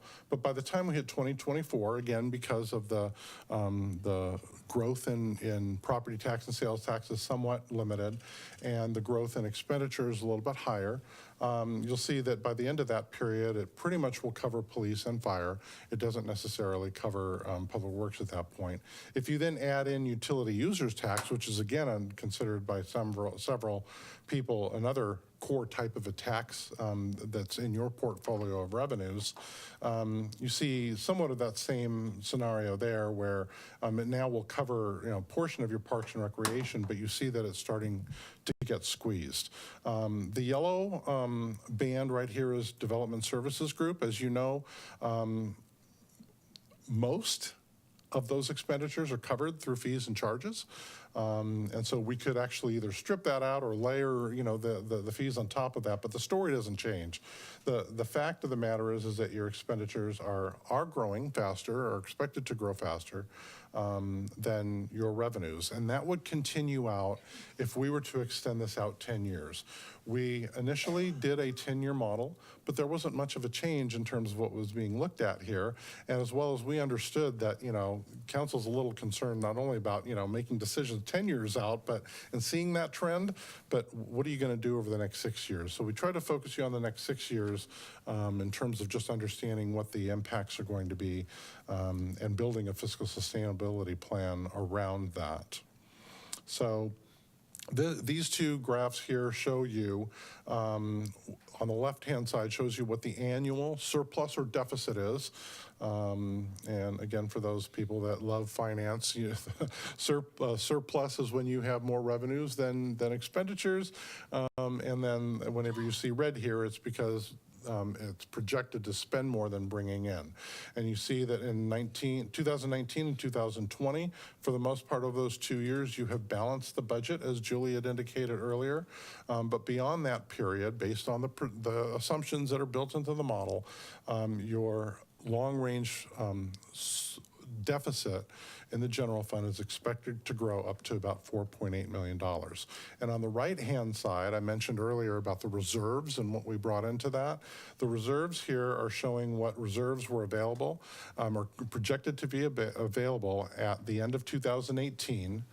You have the 2 years, 19 and 20, that are in there, which you're seeing again, pretty much keeps it the same, which this blue line is basically 17% or 2 months of annual operating expenditures. That's what that is equated to. But then as the fiscal impact starts to occur, and again, without corrective actions, which you won't do, but if there were no actions taken, it would draw down reserves such that by the end of 2022, you have just over about $1.5 million left, but by 2023, and again, with no action taken, you would overdraw your reserves down to pretty horrendous levels. And of course, when you get to this point, this is where bankruptcy starts occurring. So while we're on this slide, can you just remind people where we were before this, right? Because this is a dramatic improvement from where we are. It's still a dire story. Right, and when I was first introduced to you all and came in and took a look at your forecast, the 6-year forecast showed that long range, you would be at about a 6.1, or let's say $6 million deficit. Because of the work that your staff and you have done, that has been able to be reduced down to the 4.8 million level. So there's already, reductions that you have approved as part of the adopted budget, as well as the adopted recommended strategies that has helped narrow this down. And what that has done is it has allowed the reserve analysis out here to show that instead of bleeding through reserves by 2021, you're now, not expected to overdraw your reserves until 2023. What's nice about that is that it has bought you time to make the corrective actions that are needed to be able to maintain the appropriate level of reserves. But it's not a lot of time in the grand scheme of things, because some of these things take a while to implement. Thanks. Bruce had a question. Thank you. Just quickly, the red line in that chart, you said the blue line is 17%. What's the red line?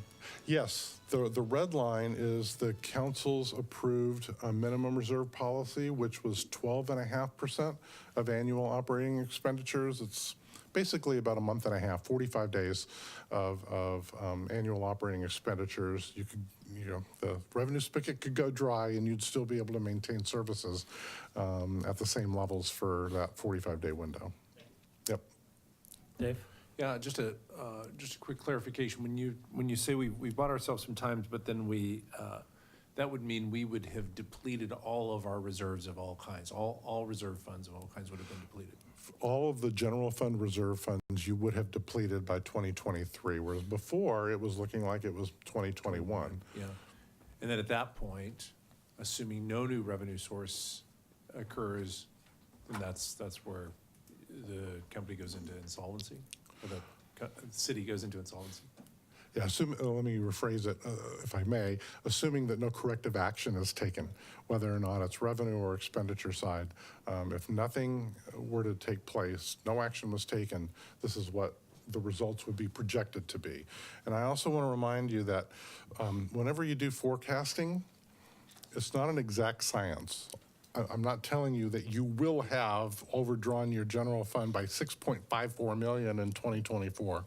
It's more looking at the trend. What does the trend analysis show? What are the assumptions that are baked into that are leading to this? And that's what's really a core thought process in your minds as you move forward. Lisa? Thanks. And Steve, then is it correct that you based the forecast on actuals up through 2017? They're based on actuals in 2017 and projected year-end totals in 2018 that was based on the first 3 quarters and then the last couple of months, my understanding is, yeah. Okay, and when we get our final year-end information on May 7th, then how easy is it going to be to just kind of plug in new numbers and rerun this? So we could end up rerunning the model and looking and seeing what that looks like. I've talked with your finance director about, are there any ahas or any, on the plus or the minus side? And while they're still finalizing the close, there is a reasonable basis to assume that the revenues that are built into here and the expenditures that are the revenues that are built into here pretty much are lining up with what it looks like is going to be the year-end close. Okay. All right. So just as a word of caution, though, and as I mentioned, it's not a precision. This is more of a, again, a trend analysis. There are some things that could end up either positively or negatively impacting a forecast whenever you do it. On the positive side, you could have some stronger economic development than what may be built into the model that could generate additional not only permit fees, but more importantly, sales tax and property tax numbers. You could see higher employee vacant rates. Now, I know that staff doesn't necessarily feel that that's positive because the work's still got to get done, but if to the extent that there are salary savings, there could end up being some expenditure savings that would end up having greater reserves available at the end of the year. You could end up having a delayed or weaker recession, as we talked about. And then if the Parks M&O excess levy was renewed, that would improve that as well. But that's also considered part of a corrective action plan that you would look at. There are things that could erode this even further. Weaker sales tax growth, WAPR's, the discount rate, which is the investment rate that they assume, which is currently they've got built in about a 7.5% investment return rate. If they make decisions along the lines of a lot of other pension plans in the United States to reduce that down to about the neighborhood of about 7%, that could have a dramatic impact on your pension costs. Perhaps, the recession could be a little bit more severe. Higher COLAs, staffing levels would increase if there were decisions that were made to increase service levels. That would have a negative impact on the fiscal sustainability outcome of the general fund. Extreme events like snowpocalypse that happened a few months ago, that if that were to, something like that were to have significant impacts and were not reimbursed from FEMA or other sources, there could be, some impacts that you would see, as well as then, the federal and state government love to kind of get in your business. And there are some unfunded mandates that occasionally will come down the pike. And so those have the opportunity to potentially erode it if they were significant. It's something that you just have to kind of keep your eyes on. So, Let me ask a quick question about, it's kind of a housekeeping question. In the run-up to this, we looked at the budget and we looked at any unrestricted dollars that could be flowing to the general fund that weren't. B&O was a good example of that, and that was tied up in the beautification fund. We since directed B&O revenues to the general fund and brought the surplus balance forward. Yep. There was also some optimizations in thrift shop revenues that were general revenues, and there was some capital component in there. We reallocated that. The back of the book is we looked everywhere for crumbs for unrestricted dollars, and we directed those to the general fund. Did you find in your work any revenue streams that could be optimized to send dollars to the general fund? Did you find any expenses in the general fund that could be paid for with restricted dollars? Can you just comment a bit about that. Yeah, those would be cost shifts, if you will, or, finding other sources of opportunities to take money out of some other funds. One example that comes to mind is that you are being proactive by policy and by budget approval to set aside money for equipment replacement, IT replacement, those types of costs. You're parking those over into what's called an internal service fund. That's good, best practice to ensure that you have the tools necessary to do that. By council action, you could make decisions to bring some of that money over, whether it be one time or whether not putting that money aside in the future. So there are opportunities perhaps to pick up some crumbs, if you will, from replacement costs, but that just comes with the understanding that when you go to replace those pieces of equipment, you may not have the funding to be able to do it and may have to find another source to come from that. And if there's no other sources available, you may have to take some out of the general fund to be able to cover that. So those are some examples that you have there. I know in the past we talked about REIT funds and whether they were available to be used for parks maintenance and ongoing things. And we did that analysis, and there was a sunset provision that was active during the recession to be able to use that, and so that kind of dried up, if you will. So we did take a look at the other funds and what their opportunities were, but in a lot of cases, you've already programmed a lot of those funds in. Impact fees and other things are programmed for, parks projects that were mentioned earlier, streets projects with respect to your gas tax revenues and other, transportation funded revenues. We also looked at, for example, the transportation, the TBDs, benefit districts, and the issue with that is that those are already parked and set aside for transportation and roadway improvement type projects, and so it doesn't necessarily go to help the general fund much. So we did take a look at those other things, if that addresses the question. Any other questions on the fiscal model before we start getting into budget strategies? Yeah, I know. I think we all want to get into the budget strategies, but I just have one quick question regarding the comparative cities, the peer group that you looked at, to make your case, or at least to show where Mercer Island stood relative to these other cities. I was just kind of curious about some of the selections. I mean, in particular, I was wondering, because in other parts of your study, you mentioned Shoreline and Redmond, but on the pages 8 and 9 and what have you, Redmond and Shoreline are not used. Instead, you have Auburn and SeaTac, and I'm just kind of curious how I understand you explain a little bit why you selected some of these cities, but to me, SeaTac and Auburn don't quite compare or aren't quite as comparable as perhaps Shoreline and Redmond. So can you just talk a little bit about how you selected these cities? And Sure, yeah. Whenever we look at comparable agencies, we try to take a look at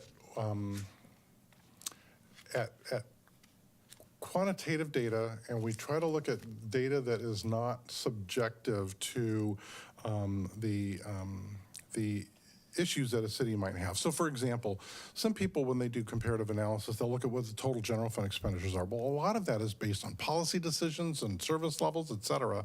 And so we try to look at normalizing data as a basis. And so we look at population, we look at median household income. We will also look at geographic area, because in some regards that has a significant impact on the extent of public works services, of police and fire, and some of the other city services that are provided. So we look at all of those different factors. In the perfect world, we'd be plus or minus about 15 or 20% on either side of either of those. And looking at a geographic region, within this area here in the Seattle metro area, and trying to find those agencies. So we did that analysis. We had to expand it a little bit because we weren't getting enough that were direct relation.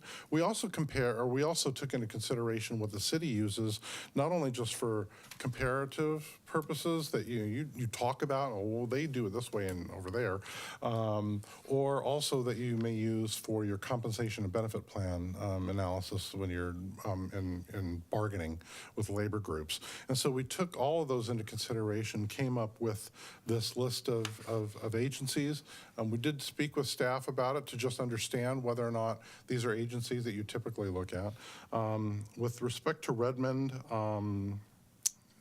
We did not incorporate Redmond into the final list. It's something that we could do and incorporate it in there if that would be helpful. But I don't know if that answers your question about how we came up with the comparable agencies.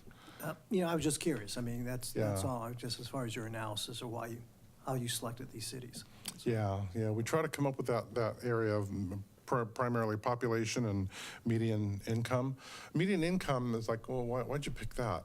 Well, median income is a derivative of the potential for tax revenues and expenditure choices that are made by an agency. And the other one that could be used sometimes is median home prices, but that fluctuates so much, up and down, that sometimes it's very difficult to try to target that, as well as the fact that cities will make choices, of what levy rate they want to assess to their community, and so it may not be necessarily a reflection of the revenue potential or the resources and the service delivery.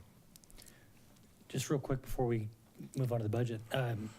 With the comparatives, we had a 19.5% above the median general fund revenues, and we had a 20.5% on the expenditures. And you had a slide back in the beginning that said this is attributable to levels of service, I guess, and maybe cost. Can you talk a bit about that? I mean, if we're paying at the midpoint, if 72% of the general fund is headcount, salaries, and benefits, we're paying at the midpoint, but yet our property tax receipts are 20% higher than our peers, and our expenses in the general fund are 21%. There must be a bit more to that story. Can you break that down a little bit? Well, remember that your expenditure side is above the average on a per capita basis as well, right? And so I think that what you see there is the reflection of the marketplace that you're in, especially on the expenditure side and with the personnel costs that you have. And I don't, off the top of my head, I can't remember the exact agencies that you use, but in some regards, some of those agencies are, perhaps paying a little bit higher because they're a larger agency, and with that comes, some of the additional compensation costs. But, I think that what you've done is you have right-sized your expenditure demands based on median income, median compensation philosophy with those other agencies you've selected. And you've right-sized it and matched it with what your revenue resources are. The problem is that on a long-range forecast, those are going to potentially diverge. So I don't know if that addresses your question. Sure, it does. I do think it's worth mentioning that something like YFS would be a service enhancement that another community might not have. So that would eat into that delta to some degree, or it's a higher level of service.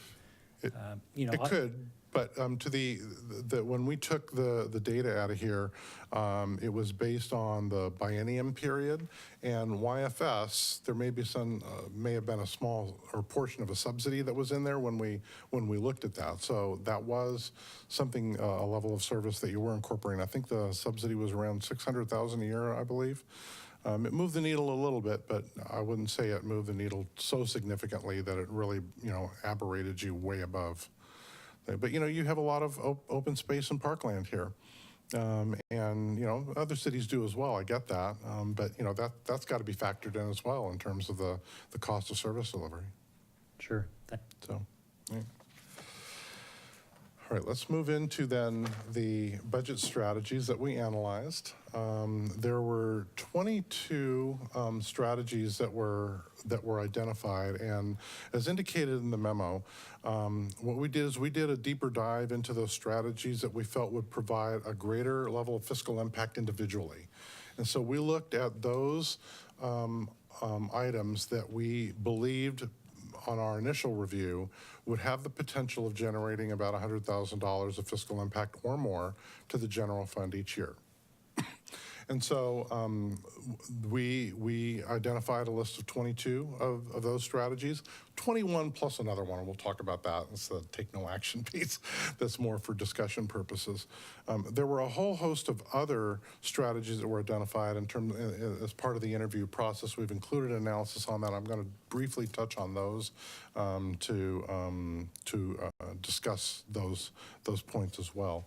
But what we did is we looked at the budget strategies and we categorized them into 4 categories. And we talked about this at our last update. Actually, it wasn't the last update. It was when we launched this project back in December. We looked at expenditure controls and cost shifts that would find ways to be able to control the current costs of what you're currently doing. And the intent there is to maintain service levels, but just to reduce the cost of services. The second is in the area of service delivery changes. Are there other ways to be able to provide services that would maintain those service levels in a more cost-effective way by changing the way that those were delivered? The third area is revenue enhancements. Are there revenue opportunities that, again, the intent is to maintain service levels by growing those available resources? And so those top 3 are all focused on maintaining service levels. And to the extent that any of those 3 strategies would not yield the sufficient fix or cure to your general fund, then you have to start looking at service level reductions. And we identified several service level reductions. Careful to not use the word opportunities, but they really are options or strategies that you would have to right-size your general fund budget to be fiscally sustainable in the long term. All the strategy options that we look at have been implemented and are viable options, some a little bit more than others. And we'll talk about that, and we're also going to be talking a little bit about the criteria that was used to assess each of these. So let me move through these budget strategies, and as we go through them, perhaps in each category area, I'll stop and ask if there's any questions, but if you see something, just go ahead and pop up. But we took a look at 2 that popped up that were over $100,000 or in that neighborhood per year.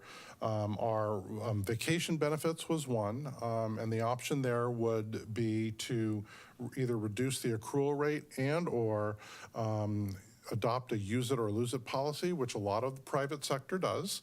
That if you aren't using your vacation benefits in a year, then you lose it. Its intent is to try to get employees to take their vacation, but it also limits liability. So it's legal.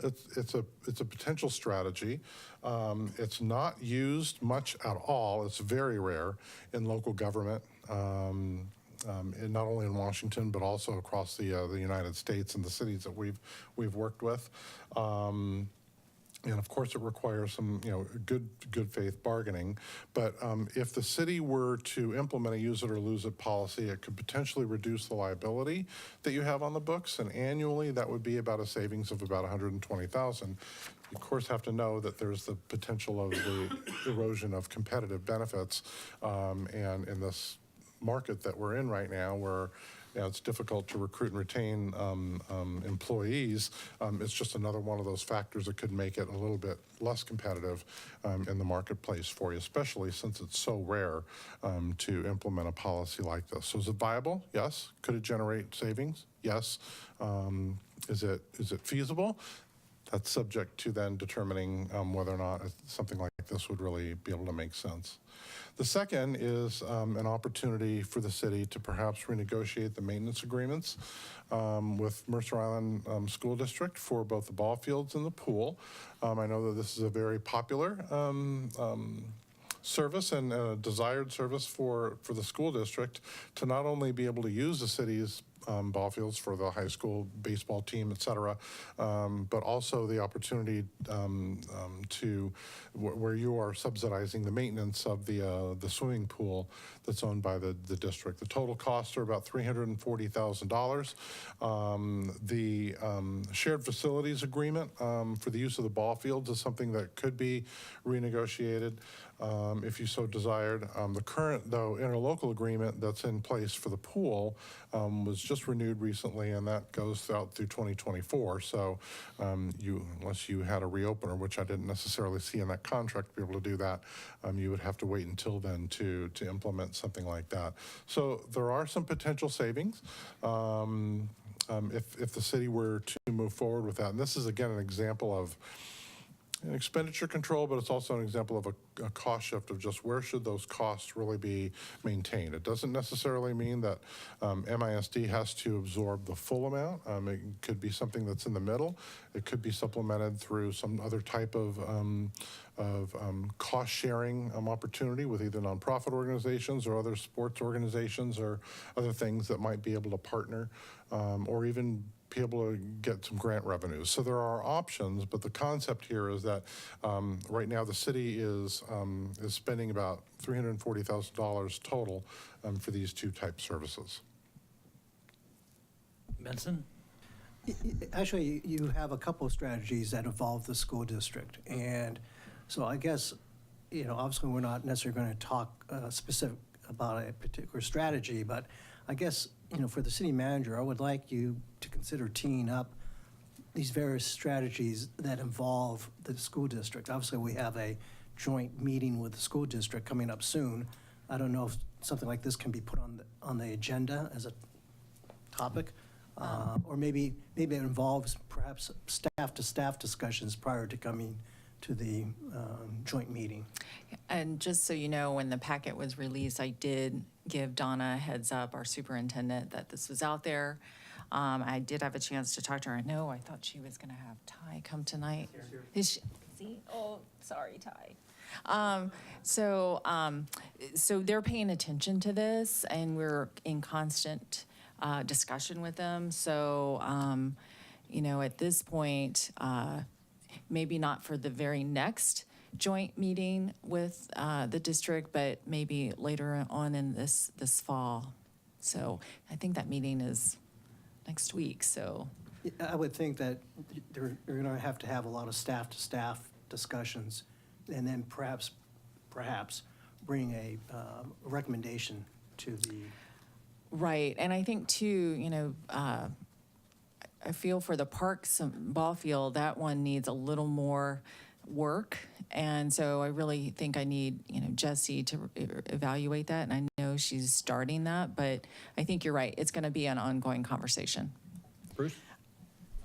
We're going to hear 22 of these ideas. I might just suggest that we not drill down on any one of them or ask that staff go get started on them until we do a broader look at the whole package and think about how we want to engage with our public and others around evaluation of the whole field. So I personally, I would hesitate to ask you to. I agree with Bruce, but we're at 19 of 60 slides or so. Something like that, yeah. We'll keep plugging away. All right, here we go. So at the end of each one of these, I basically summarize what the options are and what the potential magnitude of savings was. If all of those ideas were implemented, we know that is not likely the case, but just so that you understand the order of magnitude. So that's the expenditure controls and cost shifts. Service delivery changes, there were 6 options that were identified there. I'm going to work through those. We see a lot of agencies across the United States that are looking at ways to potentially reduce costs. They look at shared service models in a variety of different areas. One is in the area of law enforcement. There is the potential that the city could look at an agreement with the King County Sheriff's Office. They currently are serving 10 other cities in King County right now. And, I think that the considerations that would need to be incorporated there is that a lot of times there is either real or perceived reductions in service when an agency gives up its law enforcement and goes with a shared service model. There are ways to mitigate that through service level agreements that would be incorporated, but it takes 2 to tango, and you have to look at what the opportunities are to be able to do that. It's our understanding that there may be some in the community that are not pleased with some of the KCSO services, but by and large, our understanding is that the 10 agencies that are with them are, overall satisfied with the service levels that they're getting. There have been agencies like Sammamish and a couple of others that have actually looked and studied. In fact, Sammamish is looking right now at they're doing a study to determine if it would make better sense for them to insource law enforcement. And their report was issued back in October of 2018, and it actually showed that it would cost more for them to do it internally. But these are decisions that have to be made by each community as to whether or not it's an area that they want to go. Clearly, there's meet and confer obligations that would be there. When we looked at, and let me jump ahead one slide, when we looked at what the per capita costs were for the 10 agencies that KCSO contracts with, the average cost per capita on a weighted basis is about $238. What you're spending on a per capita basis is very competitive with what KCSO is doing as well. Would there be opportunities for savings? There could be. We looked at, the potential that there could be savings if you targeted a service level that would get you in around the median level or the average level of the cost per capita would, have about $700,000 of savings. But the key would really be in understanding what would those services look like, what would the commitment, the service level agreements be, and a whole variety of different things. So is it a viable option? Yes. It's something that the community has to decide. But I want to make sure that you understand that this analysis assumed that Mercer Island would still retain the Marine Patrol and Emergency Management services that you currently have, and that was assumed in the net potential savings that there would be. David? You never called me David before. So that's about $500,000. That's about $540,000 if you combine those two things. It threw me off, honestly. That's about 540. Is that right? 524. For the emergency services plus Marine Patrol. That's about right. Yeah, Okay. I'll have to look at my notes, but yes. Okay, thanks. Lisa?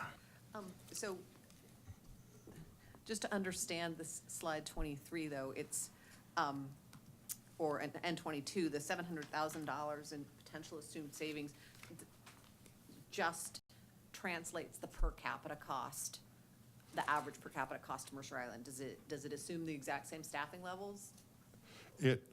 No, what it assumes is that it would be based on the per capita. So the question becomes, how would you be able to craft an agreement with them that would give you the same service level, whether or not it's the same staffing level? Because there's a component here that has to be just considered, is that there would be a lot of shared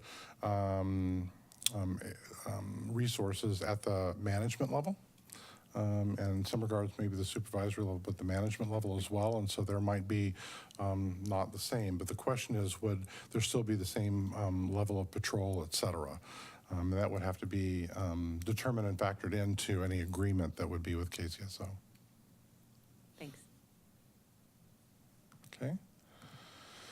The next area is the potential to contract the operation of the Community and Events Center. I know that the city has invested a good amount of money and resources in providing a real great state-of-the-art community and events center. It's currently staffed with about just shy of 8 people, 8 FTE from the Parks and Recreation Department.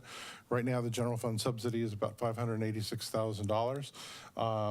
The option here would be third-party operators. Sorry about that little typo there, but that you would look at options of having third-party operators operating that. What we find is that they're, depending on the marketplace, there is the potential for reduced costs, a lot of which is really stemming from an organization that can share overhead costs at a reduced rate, as well as public employee compensation is typically a little higher than it is for the private sector.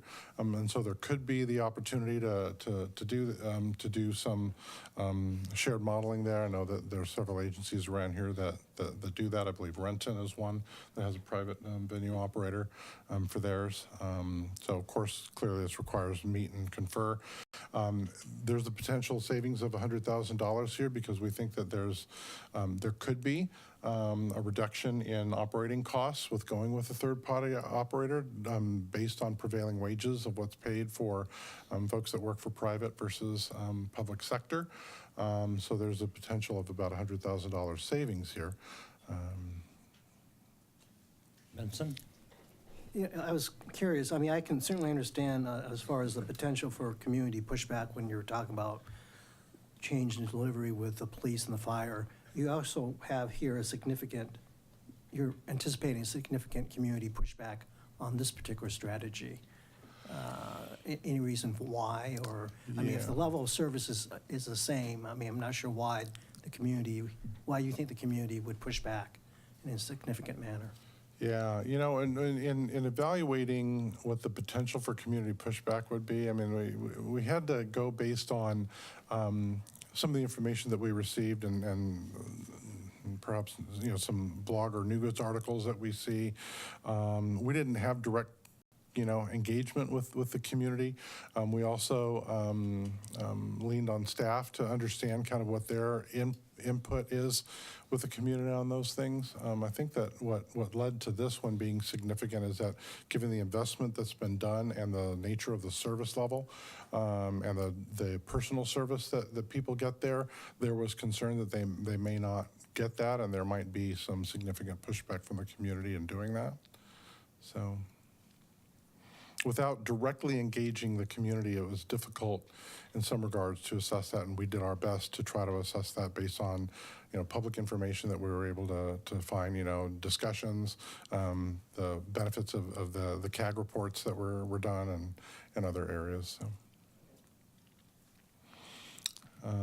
Next one is we're seeing this happening in agencies that are struggling with how to control costs in their fire area. You know, a lot of the service calls that fire agencies have are medical in nature. You have 2 medical aid units that are currently cross-staffed with firefighters providing that service. The model that we see used in other communities is to hire emergency medical technicians, EMTs, to staff those rigs. In some cases, agencies are doing it as the EMT is the driver, and the reason that you end up saving money there is the EMTs are not as highly trained as firefighters are. They don't have the same level of certification, therefore the compensation levels are lower, as well as the fact that EMTs are typically in what is called a non-sworn position, therefore they do not get the same retirement benefits that a firefighter would. They would get different benefits, which have a lower cost.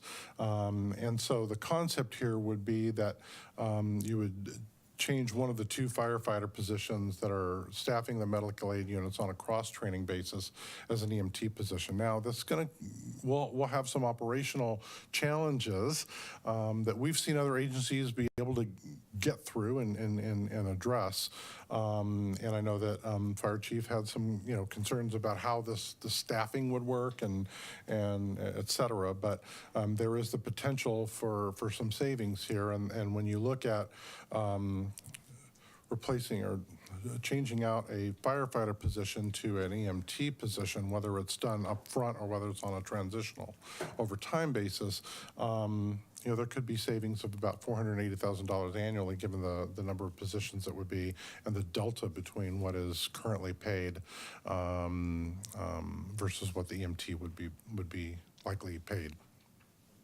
So if I can comment on that, there are a couple of themes that I'm seeing here. You know, you look at PD in King County and you look at the level of service that would be provided in that versus what we have. And we're spending about 23% more than the average, but our levels of services are quite a bit higher than what we would see in a King County implementation.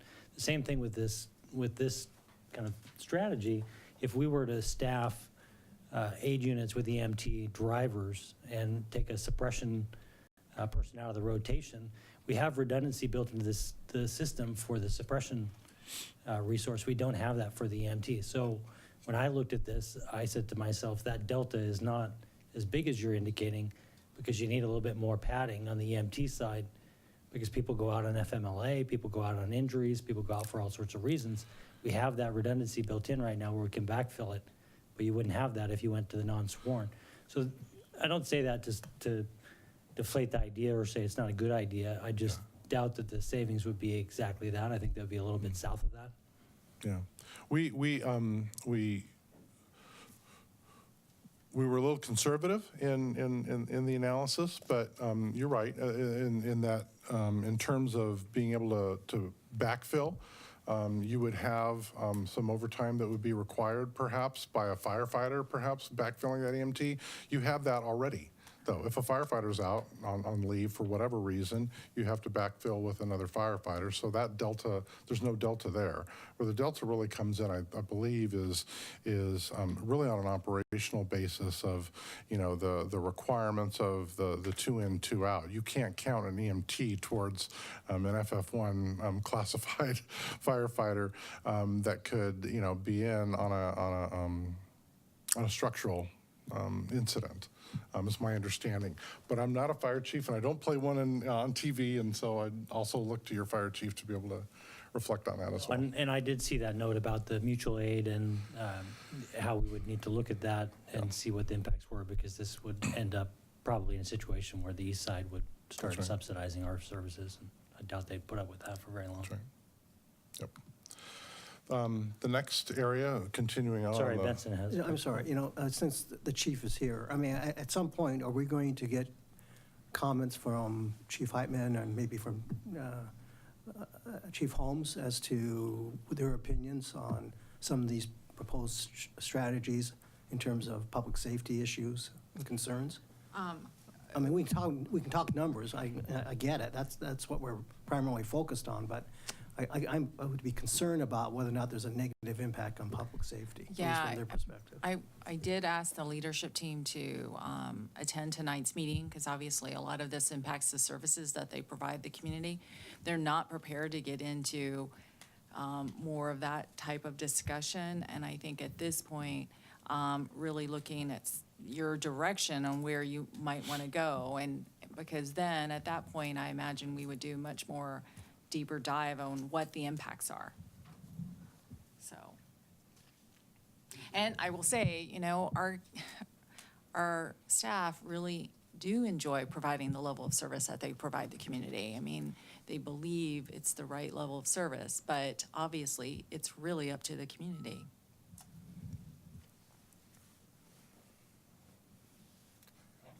And I would say, I mean. Yeah, put it on the list, because it's tough to make a decision. You're asking us to sort of make a decision without knowing these other factors. You bet. Okay. You bet. And I think the other piece here, hopefully you're seeing the theme tonight, is reduction of services. I think that's, to me, my takeaway when I read your recommendations or strategies. Councilmember Well, I was just going to say, here again, I think Yeah. all of these ideas that are coming to us, you know, first pass from you. It's going to take now essentially a layer of staff, additional information on top of those before the council will be in a position to fully evaluate, not just the public safety ones, but all of them. And so I think that's the next step that we'll want. And in these areas, it's definitely a change in service level, which could be perceived as a reduction in service level, and whatnot. So that's there's, true. yeah, That's true. yeah. So the sixth item is the concept of a shared service model for fire services. This one has the potential of about $200,000 or $300,000, and staff has done some initial work in this area and analysis of understanding what the potential opportunities are. Clearly, geographic adjacency is going to be a driver, and so who are you looking at? You're looking at Bellevue, as the predominant. They're also the ones that provide service to Newcastle, as an example. And so there are some potential opportunities there. But again, the cost savings right now is estimated, and we leaned a little bit on staff in terms of just the nature of some of the back of the napkin discussions and analyses that they've done. We've seen, some agencies, because of the reduction, frankly, in the management area. That's where you really get on a shared service model. You get the economies of scale. Instead of having separate command staff, you have, joint command staff. They're spread a little bit more, but that ends up generating some potential significant savings. Again, the concept in a shared services model would be to maintain service level. It would be still having the same number of apparatus that would be available to serve the community. And so that's what led to the analysis on this one. Just a quick question on the 200,000 to 300,000 annually, and I would go for any one of these slides that are like this. Does that have the potential to grow over time or erode over time? Yeah, well, so it could go both ways. I think, let me give you an example that's, it's public information. Newcastle has an agreement with Bellevue. They're very happy with the service they get from them. But they were a little surprised when there was the need to do some significant replacement and some apparatus, as well as one of the stations needed some upgrades. And that was going to cost them some additional money that they had not anticipated. And so they are now struggling and trying to figure out how they can address that point as well. So that said, if you have a station and you have apparatus already, you would have to incur some of those costs as well. And so the question becomes, was it a surprise and that somebody else is having to do that now, or was it something that you should have expected, at least when it comes to capital costs? Where some things can get out of control is if in the agreement that you pen with another organization, is if there are not built-in limiting factors in terms of what the growth in compensation costs would be for their employees. And so, again, City of XYZ could make a decision that they're under market with their comparators and they need to give a 10% equity adjustment, and their city has the ability to pay for that. Well, they might try to pass those costs along, but it would be incumbent upon you to build in something into the agreement so that you can somehow, on a long-term basis, have a little bit more clarity and expectation in terms of what those costs are. So it's really just trying to manage that from a contractual perspective. Item 7, I'm going to toggle back and forth between park and fire here, but this is the same type of a concept, is creating a special district that's allowed under state law. In this case, to fund parks and recreation operations and maintenance. They're called Metropolitan Parks Districts, something that came into to law back in about 2002, 2003 timeframe. Very successful in terms of an opportunity to be able to fund parks and recreation services on an ongoing basis. Most recently, however, there's been a little bit more of a tide shifting in terms of voter approval that was required and not really getting that. A lot of it had to do with the fact of especially in the last 5 years, as we came out of the recession, some agencies were looking at creating these to increase their levy lid lift, and it basically the measures did not move forward. That said, it has been a good vehicle for being able to consistently fund parks and recreation activities. It would create a separate board of which either the authorizing agency and through the ballot measure could identify whether or not it was a separately elected board or whether it was, if it's within an entire jurisdiction, in this case, Mercer Island, the city council acting as ex officio officers of that organization. And it would the reason that agencies would do this is to be able to pull all those services over into this district and be able to dedicate funding for them through their own lift. Now, I mentioned here the impact is, some regards the impact is undetermined because your current costs for your on your general fund for just looking at parks maintenance is about $2.6 million. And if we were to back that into what your assessed valuation is, it'd be about 23 cents per 1,000 assessed value. The question becomes, if those services are moved over, what action would the council take in terms of understanding that there's going to be a levy now specifically dedicated to these services? Would the city reduce its levy by that same amount or something less? And those are answers that we don't know about.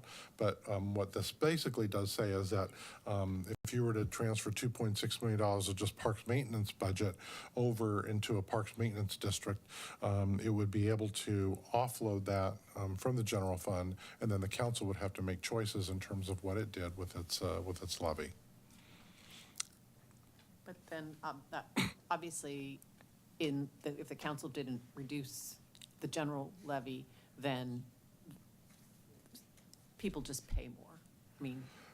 That's right. That's what the net result is. Yeah.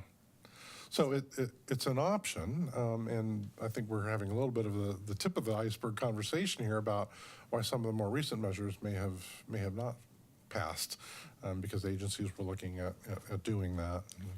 And it was not met. Yes, this positively. this has the potential to cost taxpayers more. Yeah, and is that the 2.6 million, just for my clarification, the existing M&O levy that expires in 2023, that's about $1 million a year? Just under, yeah. Yeah, 955,000. So does the 2.6 million include the M&O revenues from the M&O levy? I thought so, but I don't know. I'm not sure. We'll have to get back to you. Yeah.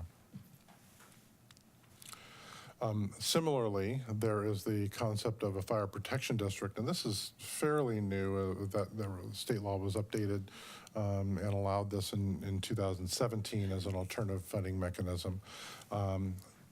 Pretty much similar to what we were talking about before in terms of the park district. You have an interlocal agreement right now with Bellevue that might require some renegotiation. There's also the opportunity to look at this as an opportunity for a separate fire district that could end up conjoining two or more agencies. Bellevue, Mercer Island could come together as a fire protection district under this legislation and move forward with that. Again, same issue though, it's a separate levy, and the question becomes what is the impact on the taxpayer? So that's the summary of the service delivery changes, and I mentioned the last two. I can't really determine what the fiscal impact is. I have the totals in there of what the current budget is, but a lot of it will be based on policy decisions that are made with respect to the existing levy. So let me move to revenue enhancements. And again, this is under the concept of these first three of trying to maintain service levels to the fullest extent possible. These options would seek to do that by increasing the amount of resources that are available to fund services. Several of these are not new to you. You know about these. This first one clearly you know about, of implementing a levy lid lift that's beyond the 1% that the council can decide to move forward with by resolution. This, of course, would require a majority vote, as you know. There is something a little bit new here in that cities are now allowed to exempt senior citizens, disabled veterans, and others with disabilities from the lift. So that could be something that could be helpful if that was a particular concern within the community. Current revenues that are generated about 11.9 million. Your current levy rate's about just north of 93 cents per 1,000 assessed valuation. And if there were any, thank you so much. If there were, if there were an increase of anywhere from 5 to 15 cents, you see what the numbers are there that could generate in the general fund annually, about 632,000 on up to about 1.9 million, depending on on which of those assessed values were done. I did include in the chart an analysis of the levy rates that are currently in place. I mentioned that earlier, that your per capita numbers are higher than the average, but when it comes to your levy rate, it's actually lower than the average. And so, when you look at what is the total burden on a taxpayer, it's kind of somewhere in the middle of all of that. Anyway, so that's that. The second component of this is the same, kind of the same thing almost, same but different. It's a levy lid lift, but in this case, there's the opportunity to move forward with a lift that is dedicated to a specific purpose. Now, this is where state law kicks in terms of what the potential is for the total that you can raise on this in a couple of circumstances, which I'm about to discuss.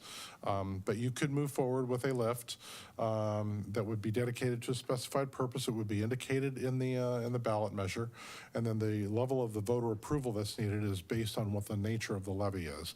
You're basically looking at the same levy potential, whether ranging from 5 to 15 cents per 1,000 AV. It would generate that same amount, 632 up to about 1.9 million per year. But the limitations that I included in there that's up on this slide here, 34, is that if you were to look at implementing something like this for either affordable housing or emergency medical services, there's going to be a limit on what the levy could ultimately be. And then there's some other considerations that have to be taken into account. The emergency medical services one requires a 60% majority vote for the initial measure. But anything beyond that then would only require a majority vote. For an excess levy for O&M purposes, there's no limit. And then there's the potential, and there's a whole list of other special purpose levy lid lifts that could be moved forward. And ultimately, those end up getting subject to the maximum statutory rate that you would have as an agency. So you have to look at what your capacity is, and you have to stay within that. So again, this is another levy lid lift option. In both of these cases, there's the potential for not only doing a one-time lift if you wanted to, but you could also bake into it an inflator in the future years. And I believe that that's something that, when Proposition 1 moved forward, I believe you had an inflator that was involved in that. That's something beyond the 1%. So those are options.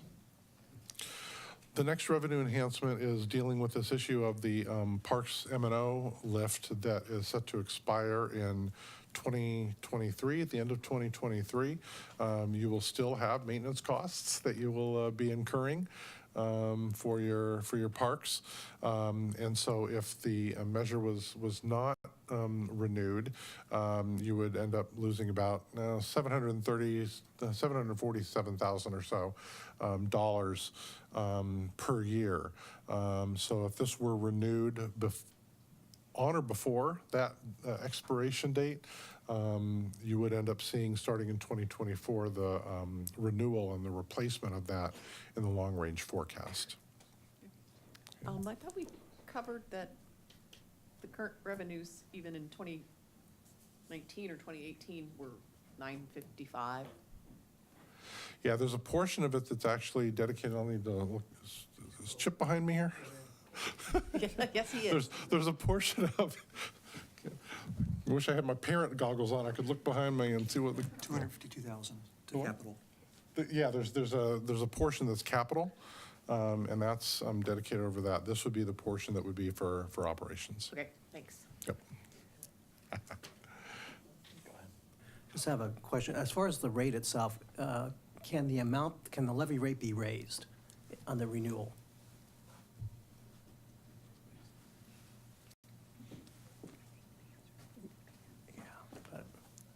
On the M&O, yes, Okay. it can. And again, is it Can subject it be to- more than a replacement levy is what you're asking? Right. Yes. And is there a limitation on that, or, what's the limitation on the increase? Your property tax rate is so low and the cap is so high, you have significant room to work with. Okay, all right, thank you. And I might add, if you wanted to, you could sunset it. You could do a levy the lift early and cause this one to sunset. We did this with the Luther Burbank Parks M&O levy some years ago. And so you could pass something before 2023 and cause that one to sunset, so you're not double collecting. Steve, just realizing we're at 35 and 9 o'clock, do you want to take a bit of a break and just kind of regather? I'm or okay unless you guys need a does break. Council feel like trucking along? Okay, well, Thank you, I wave the appreciate flag that, if you Val. feel like you need a break. Maybe I should not drink this water. Okay, moving on to the next one. There we go. Oh, sure, you guys can get up. What the heck? No. So the next one is increasing the business and occupations tax. Right now, you have a B&O tax that is equivalent to 0.1% of gross receipts that a business generates, with the above $150,000 with a minimum of $20. A year. Your current revenues are just shy of $650,000. There's a statutory limit that you, the council, have the opportunity to increase based on your action up to basically double what your current rate is, which is 0.2%. Of gross receipts, and anything that's above that would require voter approval, majority voter approval. So if you moved up to the 20 cents, it could generate about $700,000 of additional revenues per year by the time that it would be implemented. $350,000 if you decided to just do a 0.15. I indicated based on the comparable agencies who has a B&O tax. And what their B&O tax is. Bainbridge Island is the same as what you're currently charging. Issaquah and Kenmore have rates that are a little bit higher. Kenmore actually only does manufacturing, but Issaquah differentiates between service providers versus all others. And no, I don't know the reason why they differentiated that. I could guess, but I'm not going to speculate. So. The next area is the utility users tax, and there's a couple of ones that we analyzed here. You have a utility users tax that taxes electric, gas, telecommunications, basically the whole gamut of different UUT opportunities. There's two that we took a look at in particular. One is the UUT on city-owned utilities, and there was recent action that increased it from 5.3% to 8%, but it was meant for a limited duration period to be able to deal, I believe, with some issues related to the I-90 project. And that was, that sunsetter was expected to go back down in 2019, and council took that action to reduce it back down to 5.3. That reduction did end up impacting the general fund by about $526,000. It saved, ratepayers money, that's for sure. But if the council made a decision to move forward with increasing the rate back up to 8%, that could generate that amount of additional revenue for you. Your tax rate, based on, again, the comparable agencies that have city-owned utilities and assess it, is on the low side right now. You're the lowest. The other ones are anywhere from 6% on up to, gosh, Kirkland is all the way up to 13% on their water fund. So that's that measure. You recently approved a new franchise agreement with Recology for solid waste provision starting in October of 2019. As part of that, as you know, this just happened a couple months ago, I believe you approved an agreement that incorporated the concept of a sustainability adjustment fee. Other agencies call it an administrative fee that's based on gross receipts. The amount that you put into the agreement is about 3.5%, which we understand is fairly typical of not only of agencies that do exact administrative fees, but also agencies that have contracted with Recology.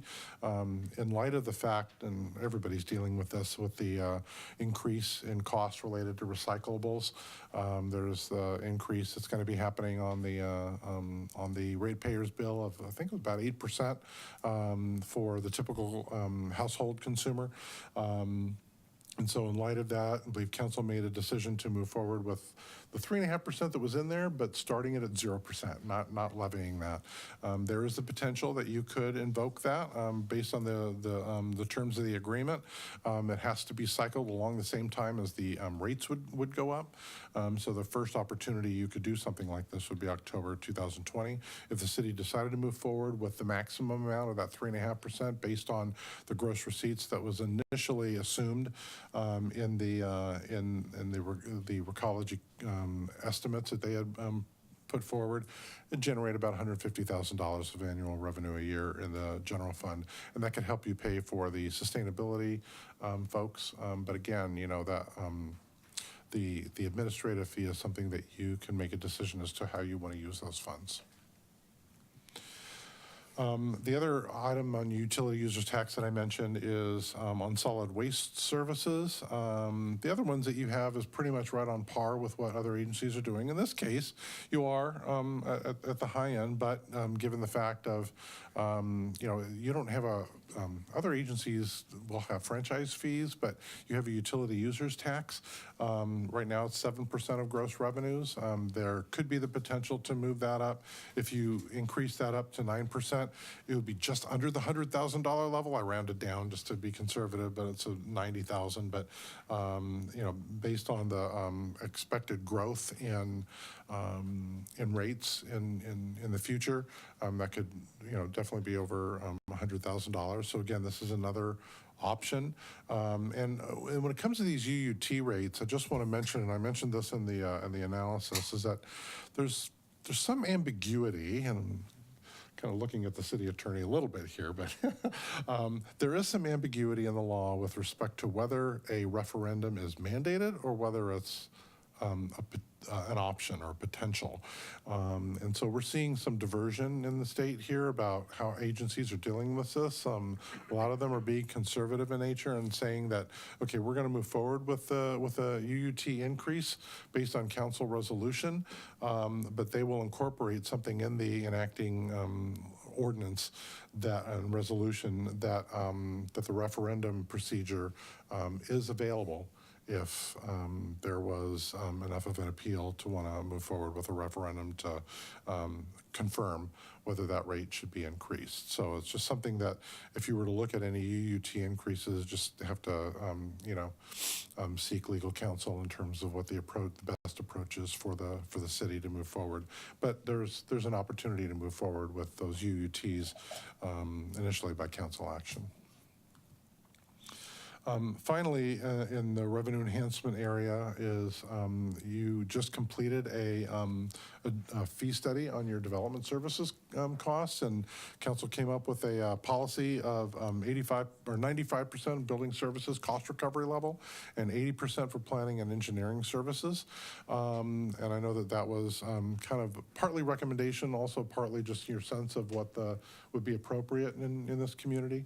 If you wanted to improve cost recovery, you could move your building services to get, you know, at or near full cost recovery, which is not necessarily uncommon, but I know that there's always been question about whether you move up to complete full cost recovery, and in, you know, great times, sometimes the revenues that are generated are a little bit higher than what was anticipated because the volume is higher. But on the planning and engineering services side, there is the potential that you could move up a little bit further, and if you did, it would generate about $100,000 of additional revenue per year, but this is something that you would have to consider in light of, you know, development in this marketplace and whatnot. And I know that having done a lot of work, our firm has done a lot of work on economic development, strategic plans for agencies, and you know, one of the things that we heard and hear loud and clear from a development community, especially in areas like you are here, is that they want guarantee and certainty about what the process is going to be like, and that they can get in the ground as quickly as possible. Because when you're dealing with developers that have an internal return rate of anywhere from 30 to 50% of invested capital, they need to get in the ground and mobilize and generate the revenues from that site, whether it be as a leasehold or whether them selling that property off.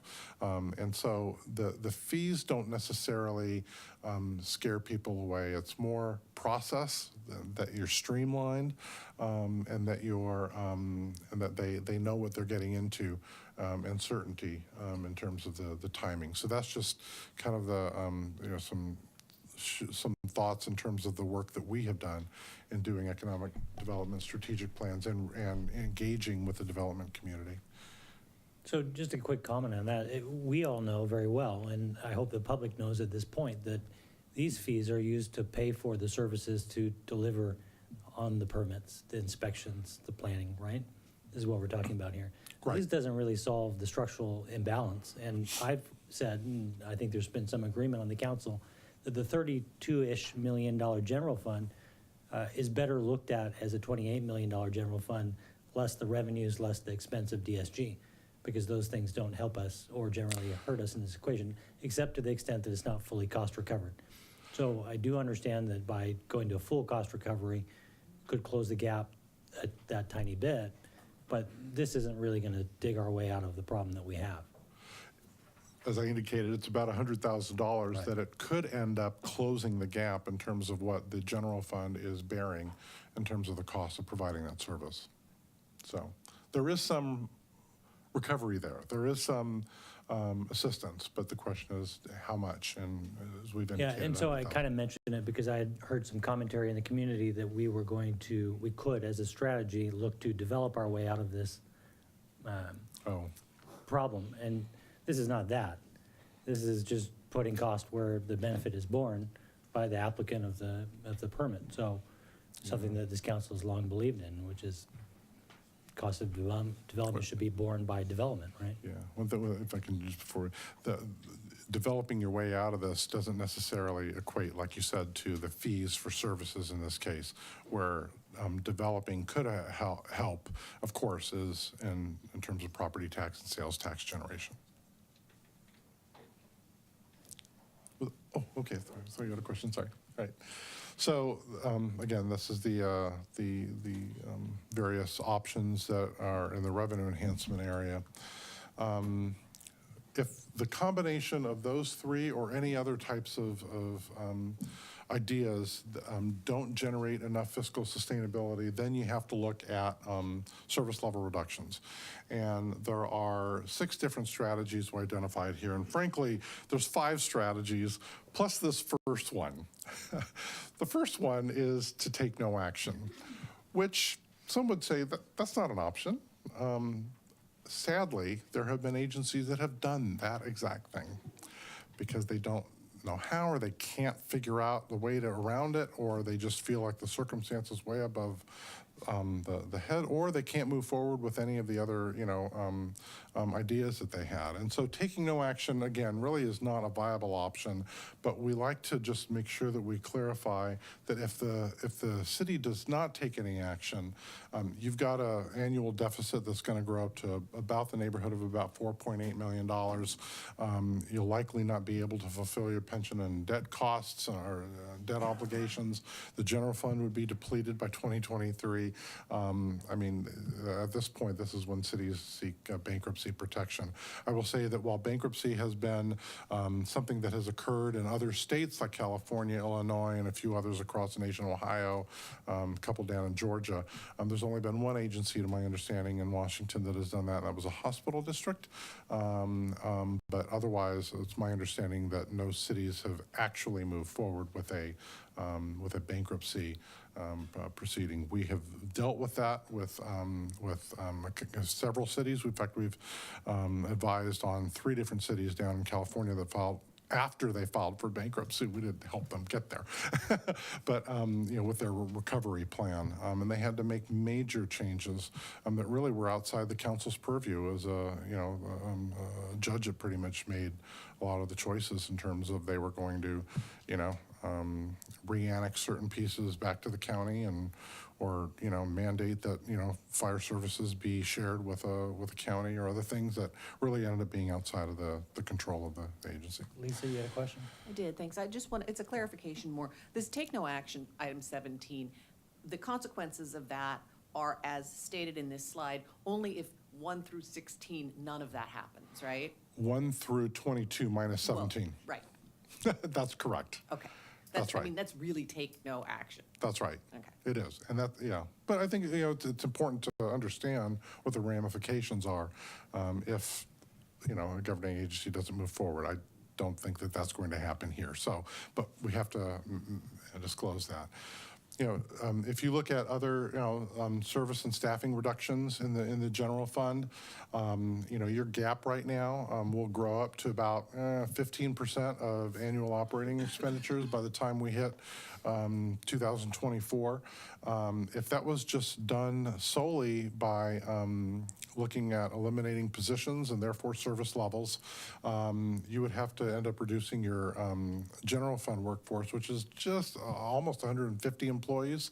You would have to reduce them by about 12 to 16%. And so, you're talking about a good 20 some odd employees, 22 to 25 employees that would have to be reduced to be able to make the budgetary savings that you need.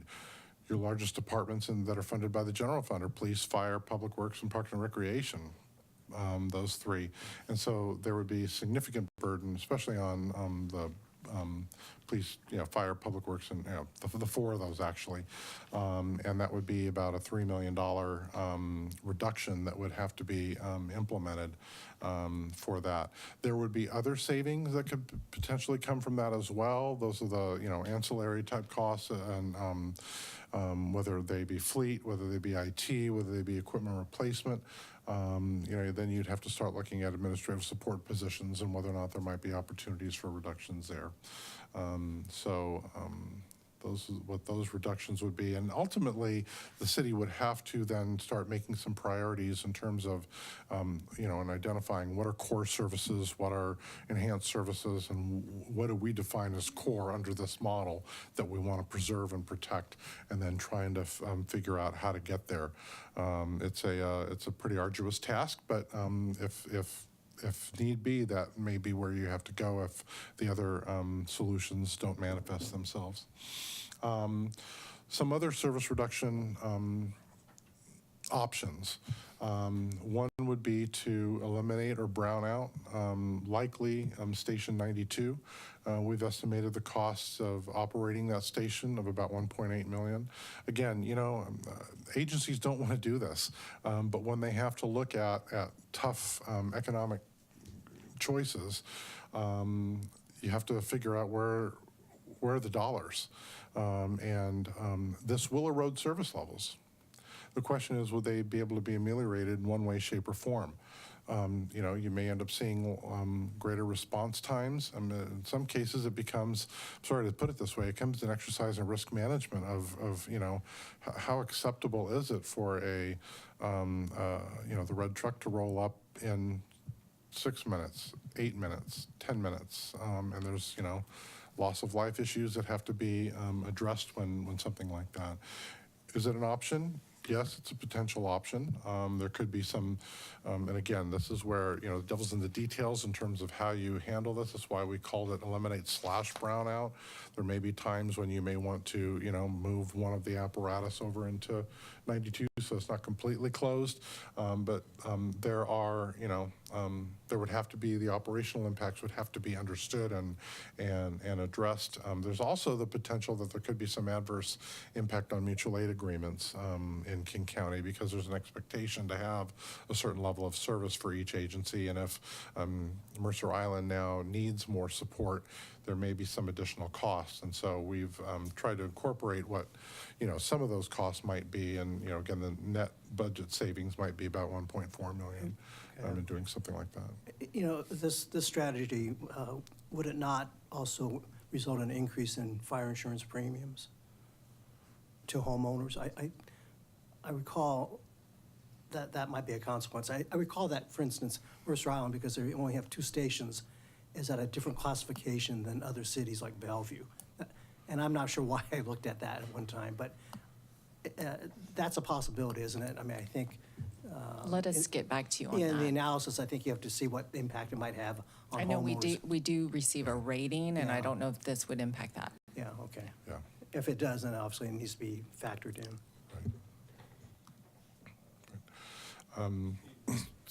To respond to that a little bit too, I mean, I think we look at these options of alternative service delivery methods as if we're gonna not have that fire capability or not have that police capability. But the truth is, there's gonna be a cost that goes with it, and combining agencies, my guess, is gonna be more expensive or as expensive as what we're doing today. So I think we sometimes trick ourselves a little bit into saying, well, we won't have fire coverage for the south end. That's probably an unlikely thing, so we're gonna just have to pay for it in a different way. So I think we ought to be careful at saying, well, you really could claim $1.4 million from that strategy. Totally different topic than you were on, but I think, sort of related into.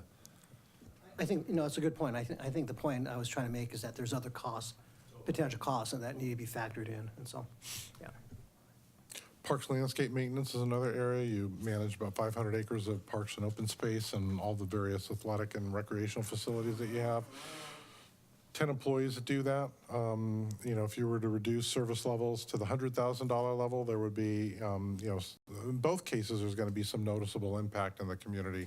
When you start getting to $250,000 of reductions and looking at, 2 employees, 20% of your maintenance crew, there's going to be, quite noticeable issues, and there may also need to be some, prioritization in terms of infrastructure and how to deal with that. I know that that Jess is looking at, doing a parks maintenance operations analysis to determine kind of, where there might be some efficiencies or other cost strategies to be able to reduce the operating costs for the department.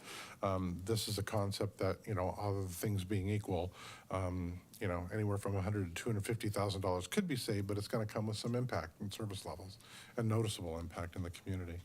Another option that was added here is eliminating or reducing the marine patrol services.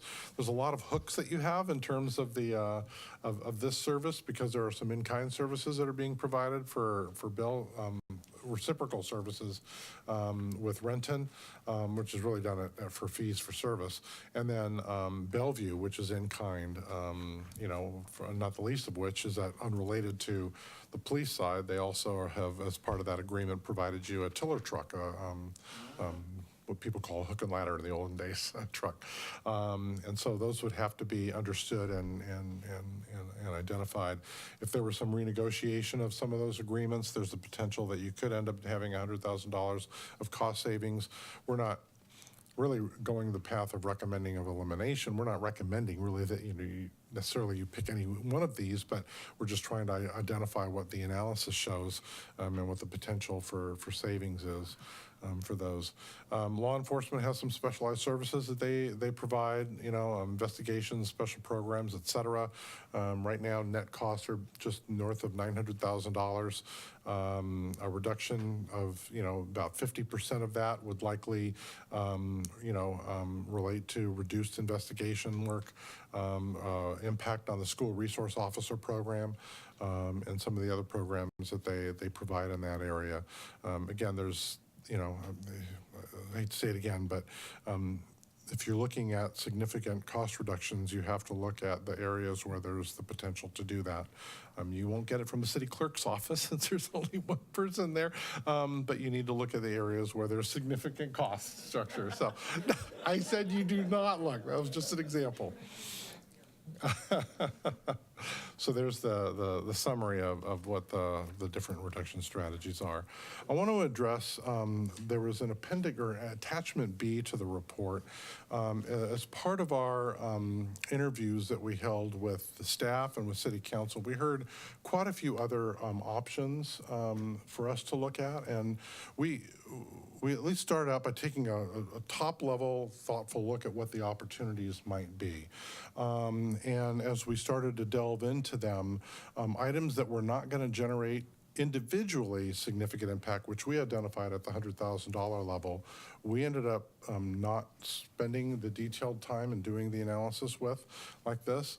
I want to mention a couple of items that are on this slide right here, because in one of our, in the interviews that we held, we also heard about the opportunity for fleet. Are there opportunities to be able to look at fleet utilization and fleet maintenance? We did look at that. It was my fault, I will take complete ownership, for not having copied it onto that, final table that ended up getting in the report. So I apologize for that error. We did look at the fleet utilization error, and I just wanted to address that because you have the benefit of the initial analysis that we did in the report. But you know, I know the staff had contracted with a third-party consulting firm to do a fleet utilization study back in, I think it was 2016. The result of that report indicated that there were some units that were not being utilized, and they should be eliminated, both based on the lack of miles and also just, you know, based on the lack of just use. And so looking at fuel consumption as well, right? And so the combination of those two made a decision to eliminate some of your fleet.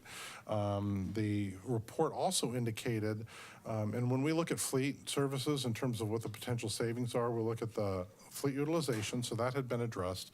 We look at estimated useful lives. That was something else that the consultant had identified, of extending the useful lives of a police vehicle from 3 to 4 years, and from a typical patrol vehicle, if you will, or a typical pool car from about 8 years to 10 years. So there was some extension of lives that was done as part of that.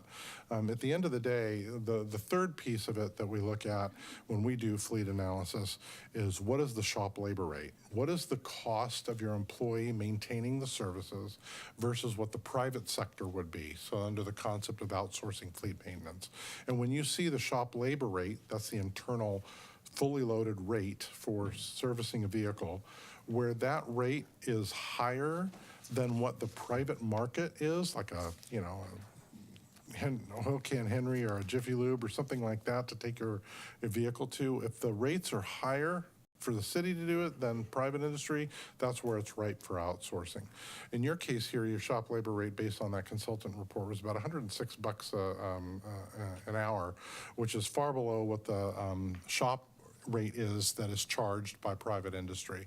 And the combination of those made us think that, you know, if you even end up, you know, eliminating some portion of your fleet, let's say you got rid of 5 pool vehicles, let's use a high number, $40,000, that's $200,000 of capital costs over a 10-year life. That's annual average of about $20,000 a year savings. There might be some other savings in terms of fuel and maintenance costs, but again, it was going to be less than $100,000. So I apologize for not having that happen and incorporated that in the report.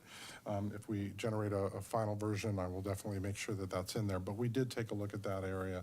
And all these areas, again, individually may not have totaled up to that large level that would really drive the need to fix a $4.8 million structural gap in 6 years. But there is potential here with this list. There's potential for efficiencies. There's potential for, service reductions. There's, some slight areas for revenue enhancements. I think when you add them all up, you're probably talking about $500,000 or something like that, maybe even more. That could be from implementing all these ideas.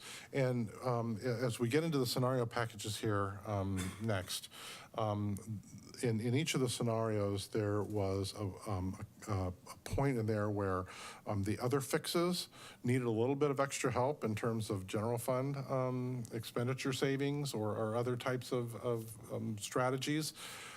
This is where this list could come in great in handy, where you look at some of these and start implementing some of these ideas to address the additional fiscal gap that's necessary. So. I have a question, if I might. And this is more for Chip. I think at the last council meeting or the one prior to that, Mayor Bertland mentioned that I believe either Senator Wellman or someone in Olympia had secured additional funding of $500,000 for parks maintenance. Does that ring a bell? Yes. Yeah, is that included in the revenue assumptions going forward that Steve was able to build his forecasts on? No, and I think it is for capital improvements. Was it just capital? I thought it was maintenance. Capital, it was submitted to the capital budget. Okay, But we can confirm that. okay, thanks. Okay.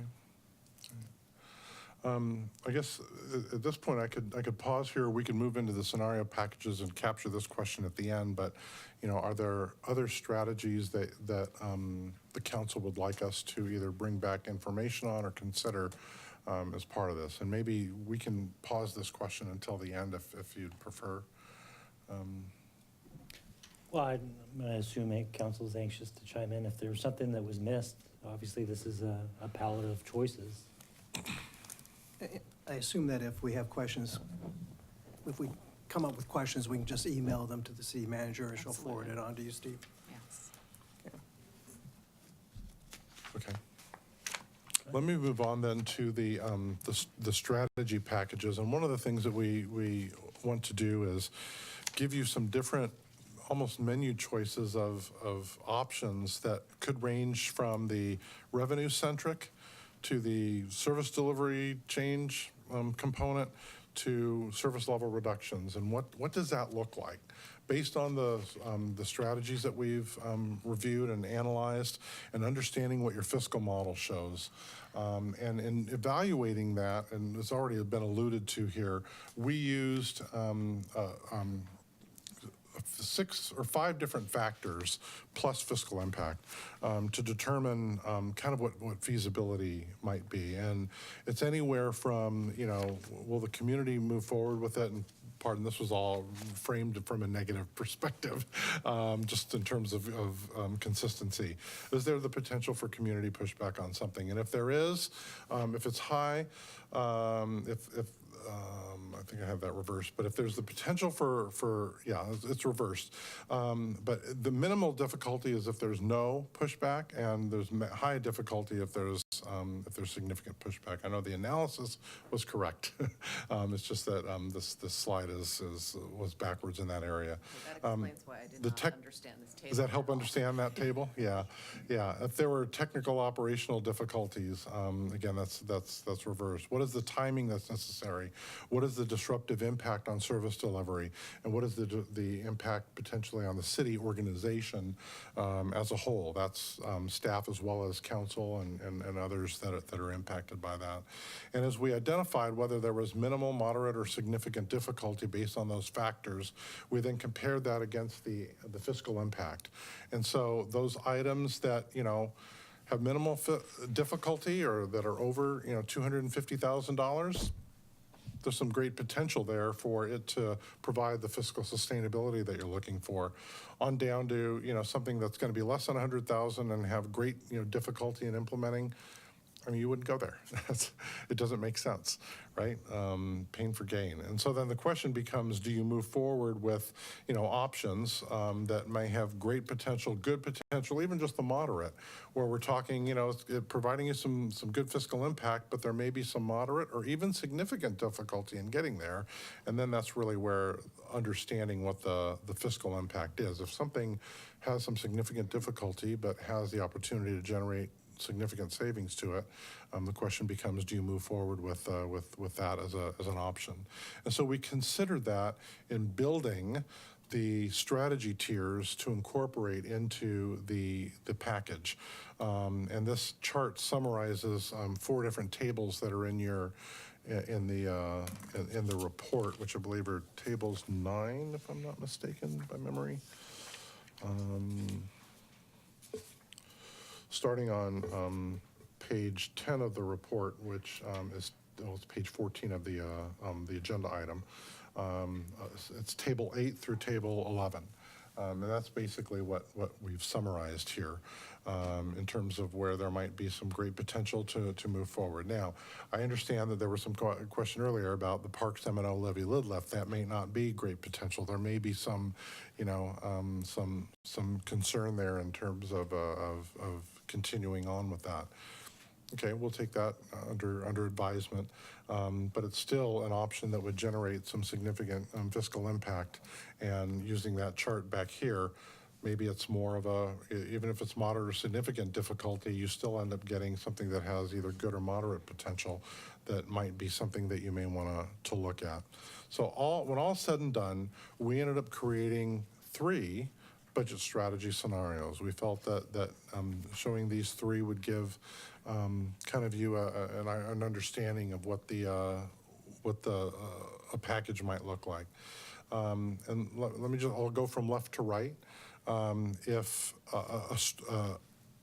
a scenario that had a lot of revenue enhancement strategies in it might include a levy lid lift of up to 7.5% by 2021, using a 5% growth factor beyond those years through 2024. It could include a UUT increase on city-owned utilities, the increase of the B&O tax, the development services fee piece, renewing the Parks M&O levy lid lift.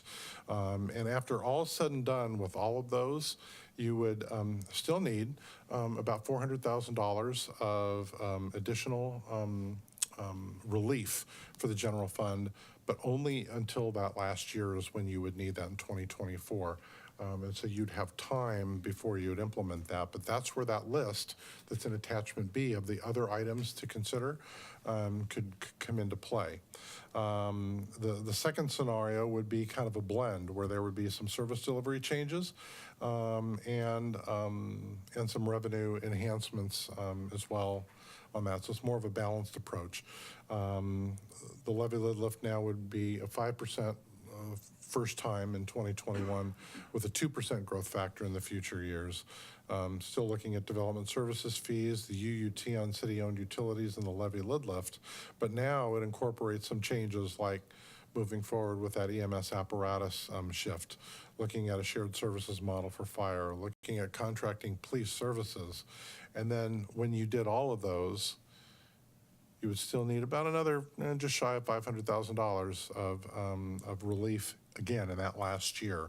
And why is it that we're doing it in that last year? And it's because of the continuing growth curves that you have between your expenditures, which are growing at about 3 or 4% a year, versus your revenues that, for the most part, and especially your larger one, the property tax, is only going to grow by 1%. And then the rest of them are going to be based on what happens with the marketplace and modest increases that may occur as a result of, like UUT, the underlying costs for service that somebody pays that generates that UUT. There's still that gap that needs to be resolved in that last year. Something that has more of a, in fact, in this case, it's more of a cut to operations really than anything else.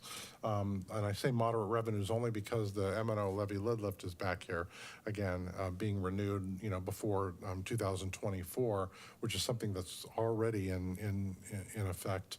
But otherwise, you're looking at landscaping, you're looking at the potential of the fire station elimination, law enforcement specialized services needing to be reduced.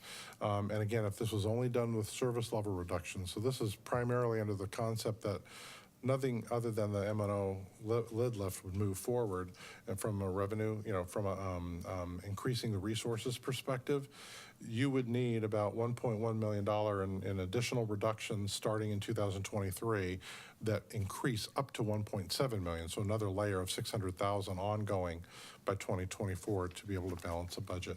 And when we say balance a budget, what does that mean? We try to do 2 things, and these are more clearly defined in in the analysis that was done in here, starting on page 18 of your agenda packet that shows the baseline, and then these 4 strategy scenarios. But what we try to do is twofold. One is, how do we keep reserve levels projected to be within, at or above your 12.5% level, but not going above the 17% recommended level that we recommend that you look at on a long-term basis.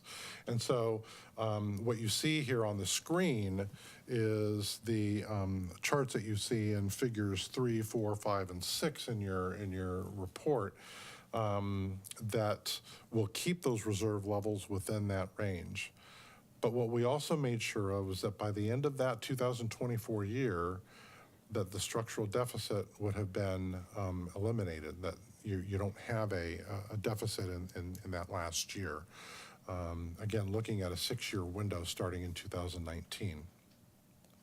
So, so that's what the scenarios we're trying to target in terms of the right sizing of the expenditures versus the revenues that were available in each of these scenarios. And the timing was put in such a way so that it would try to mitigate the level of the increase, but still make sure that it met the target so that in every year you're staying at or above that 12.5% reserve level. Okay. Ultimately, your path towards fiscal sustainability has got to deal with a core issue of this disparity between revenue growth and expenditure growth. And I've already mentioned about some of the issues that you have with respect to both of those, but it's not going to be sustainable in a couple of ways. It's not going to be sustainable to assume that you will always have these one-time revenues that you get from this incredible development activity, because let's face it, you're pretty much at build-out now, and the only development activity you're going to see is really in terms of redevelopment of certain properties, and what is the potential of that that's going to happen over the next few years. So you have to consider that. And unless you end up having, you know, a big box store that ends up coming in, which would require you to make some major land use choices, there's going to have to be some sort of realization of what your expenditures need to be to maintain service levels, but ultimately you're going to need to do something to bring those two curves so that they're somewhat a little bit more together. And whether that's controlling expenditures, but I've mentioned the difficulties with doing that, at least as it relates to compensation and benefits of uniformed officers. And then and then how do you deal with that in terms of the revenue growth that you need in the future years. So finding a path forward, let me wrap this up. Are there any strategies that, you know, were not reviewed that should be considered, or additional information that you would require to be able to have a path forward in implementing and developing a fiscal sustainability plan? I have a question, and this is going back to the agenda memo that staff prepared, and so it's on page 4, and under City Council engagement, item H says council identifies organizational efficiency assessments it would like conducted.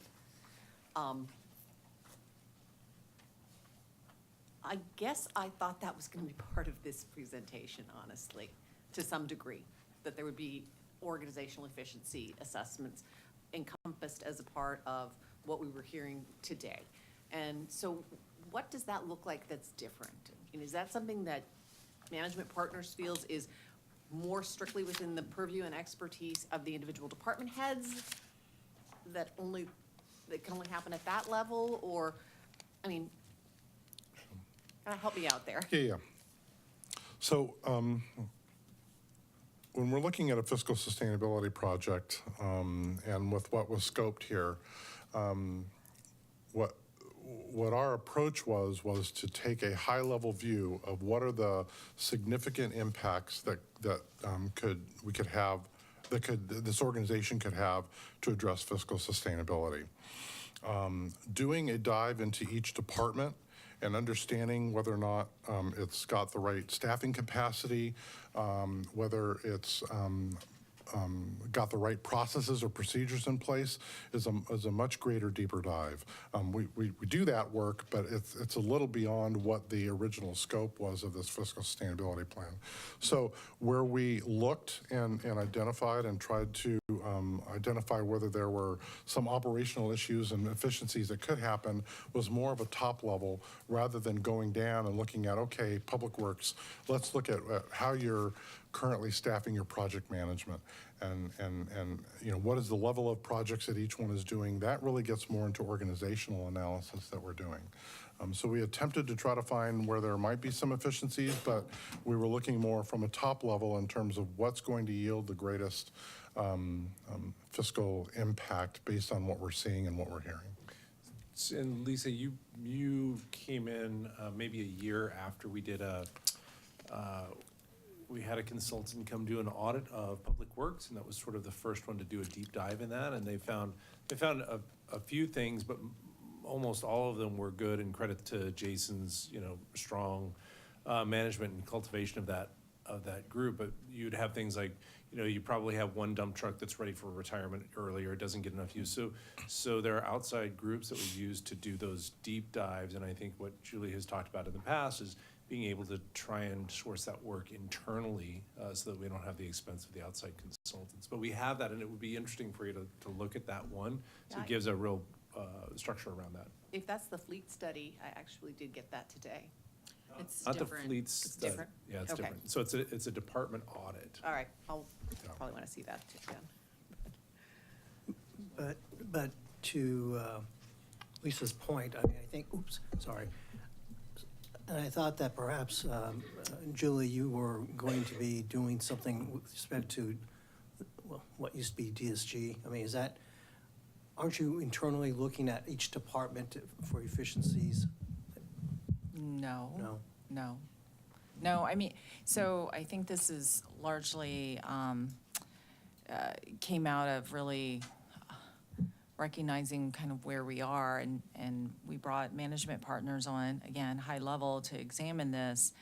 And then really, we put some fundings aside. You might recall, you authorized this in the budget to do that deeper dive depending upon, and so I was anticipating that maybe perhaps some of these strategies, because they have the potential to reduce our expenditures, that you would say, go and study that and examine that. Is it true? And really go out and validate whether or not this is true, because a deeper dive will consider all the implications. Some of you have mentioned those, but and you saw in Steve's analysis, he included some implications, but, it's just superficial. It's very light brush. And I think what we'd want to know is really what are all the consequences for making a significant decision like some of the ones that are being suggested here. So because the deficit is so significant, I think we're at a place where we really have to just say and just be honest about, let's look at service delivery models, but then it really takes you telling me which ones you would like us to examine further and really review further. And which is why so I have suggested really an engagement process to go out into our community and recognize which one community are okay with. Really, at the end of the day, does it matter to you if it's Bellevue answering your calls for service or not? I don't know what the community thinks about that. I think that's what I would imagine the engagement process would involve, is us going out and really determining that. I mean, you might recall, maybe over 10 years ago, we used to have a 24-hour dispatch, right? I mean, does anyone, if you call 911, even know that it's not here on the island? Those are the kinds of things that I would imagine we'd maybe look at, especially some of the larger ticket items. When you're looking at the deficit, 5 million, I mean, we have to find some big ticket items, especially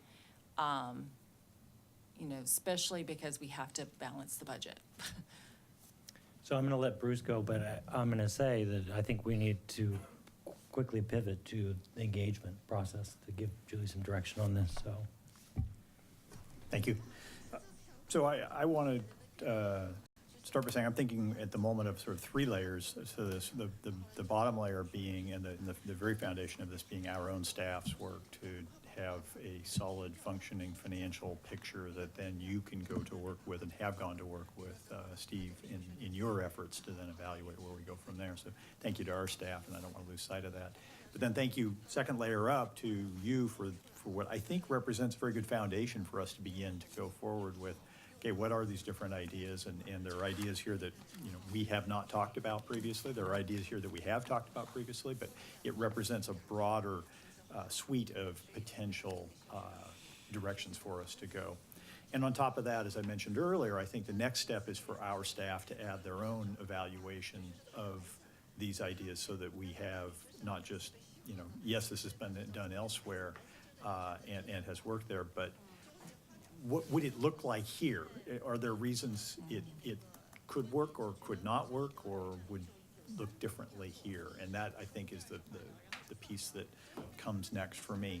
And beyond that, I think it's this public engagement process together with council input to help craft something that begins with what you've proposed, Julie, and then turns it into a plan over the next coming months.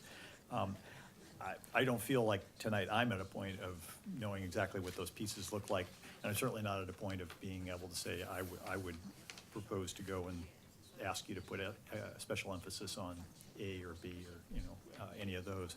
But I think this has been a great start to it. So that's, my thought is staff goes to work next on putting next steps together so that this looks like it's got tweaks to it to the extent that staff thinks it needs those.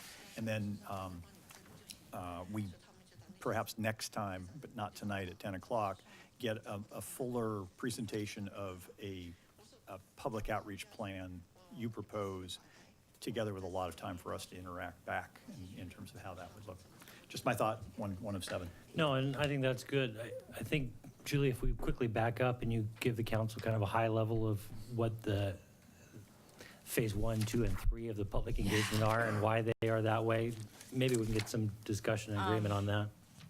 Yes, thank you. I mean, maybe just this will initiate that and we'll come back. But you can see here, I mean, if I didn't state it, I think what's in the backdrop is the fact that you're coming upon, I mean, what's being presented is a plan to address a long-term issue, 6 years out.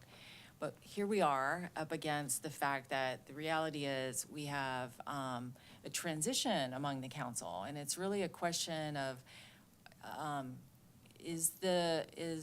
yes, we have to act quickly. I think there are some things we can do, probably with your guidance, start doing now, for sure.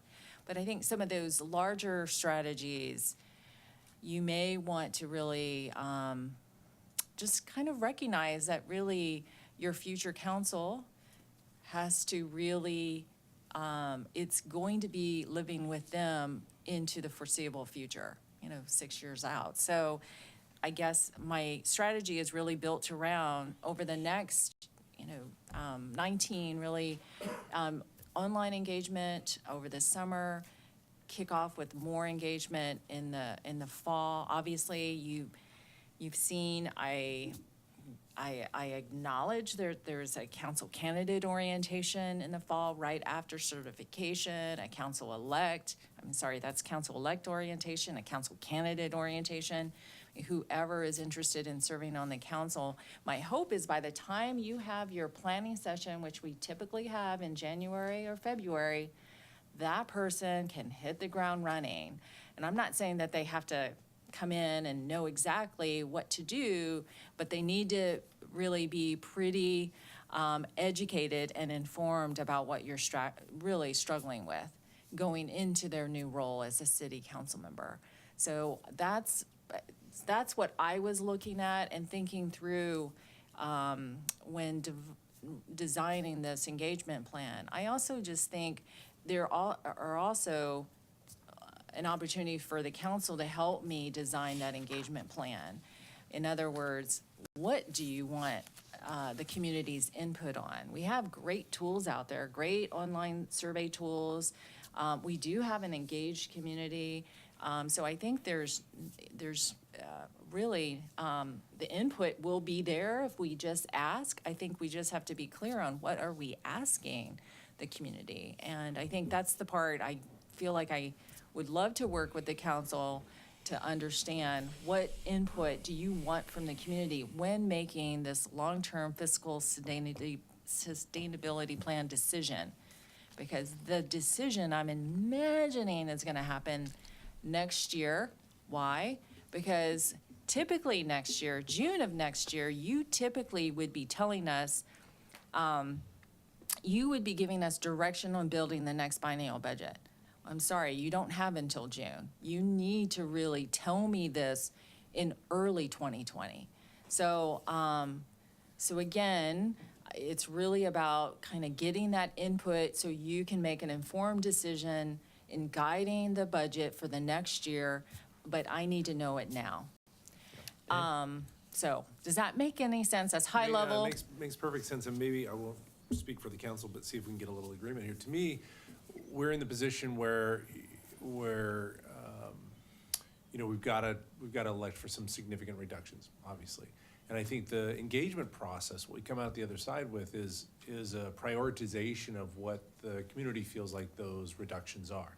I think had people gone into the last round and known that we would reduce the hours of the community center and summer celebration goes away and the school counselors go away, would they have made a different, you know, decision or different prioritization? So now if it's the school resource officer is at risk, Marine Patrol goes away. Sorry, I'm picking on police just because you guys are here. It's easy to pick on you.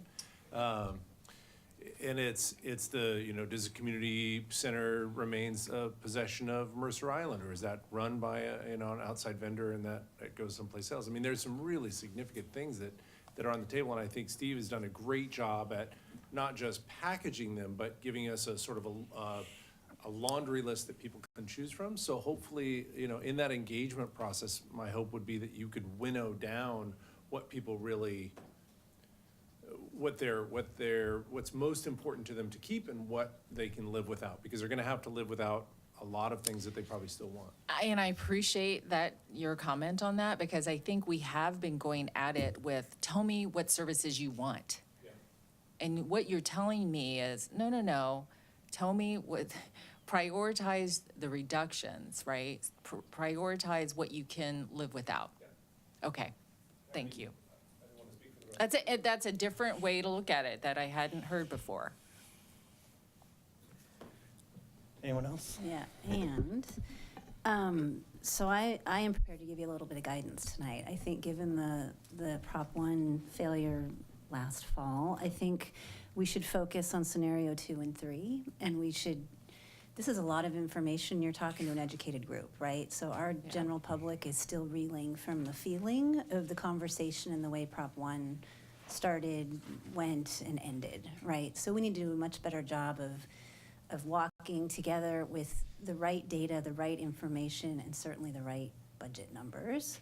And part of that, I think, is selling the efficiencies and savings that we've been doing for the last 6 months and that you are continually doing that we don't hear about. So we need to tell our public and each other all the efficiencies that you are bringing, all the staff that have left and the activities we're not doing.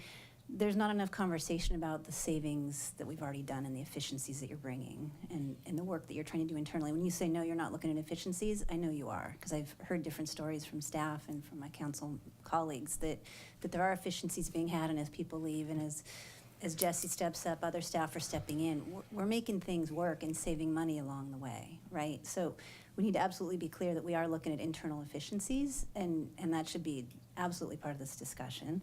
Then we need to talk about the cuts we've already made, and then the cuts that are to come. If we can't get another levy going by 2020 or 2021, that has to be crystal clear. And I'll thank Dan Thompson for his endless feedback on that point. If you can't tell the public what they're getting for their $200 a year or $2,000 a year, we're never going to get anything passed, including the parks levy that's critical in 2023. So it's going to take us a while to educate our public, build the trust back from the chaos that was last year. And I think looking at these alternate service delivery models, we absolutely have to include our staff. A lot of this is police and fire, and I know that's sacred. So before we start putting that out there, let's make sure it actually is going to work for our teams. and for the cities that we might outsource to, or whatever that looks like. And if it's not really going to give us any money, let's not chase that down. Let's look at the other ways to do things differently. Maybe the community center is a better way to do it rather than outsourcing the police to King County. I don't know, but if that's a non-starter, don't spend so much time chasing that down. Focus on where we can actually have an impact. And I think this chart on page 28 with the budget strategies quadrant, that's a great place to start.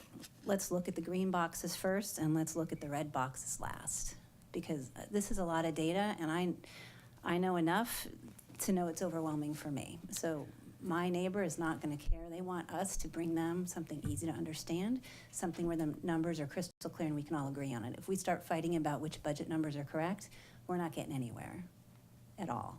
And we can't do that next year or the year after, especially when we, I think, can get a levy passed, given the passion we have around school resource officers and mental health counselors and summer celebration and emergency resource officers, whatever it is that we're going to get input from our public on. So if we could be clear about packaging this and be absolutely lock solid on the numbers, the money and the savings we've had, the money and the savings we need, and prioritize what those service levels are, because at the beginning of this meeting, we talked about there are a lot of wants and needs out there and only so much money. So what is it going to be? And our public can let us know, but at the end of the day, this body has to decide, and we need to be pretty clear from all the constituents we listen to and where our priorities are from what we know from working with the staff and the city and our community all day long. So let's focus on 2 and 3 and figure out how to get to a micro levy that we can sell based on clarity, consistency, and priorities.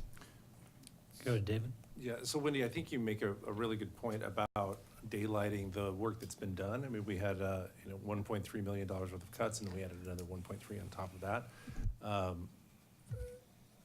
But I am super hesitant to put ourselves in a position where we make it seem like there's light at the end of the tunnel, because there's frankly not. That $2.6 million drop is really going to be a drop in the bucket for what we have to reduce. So I think what we want to make sure that we do is go forth with the community engagement. I think should focus on, there are significant and dramatically impactful cuts that are in front of you.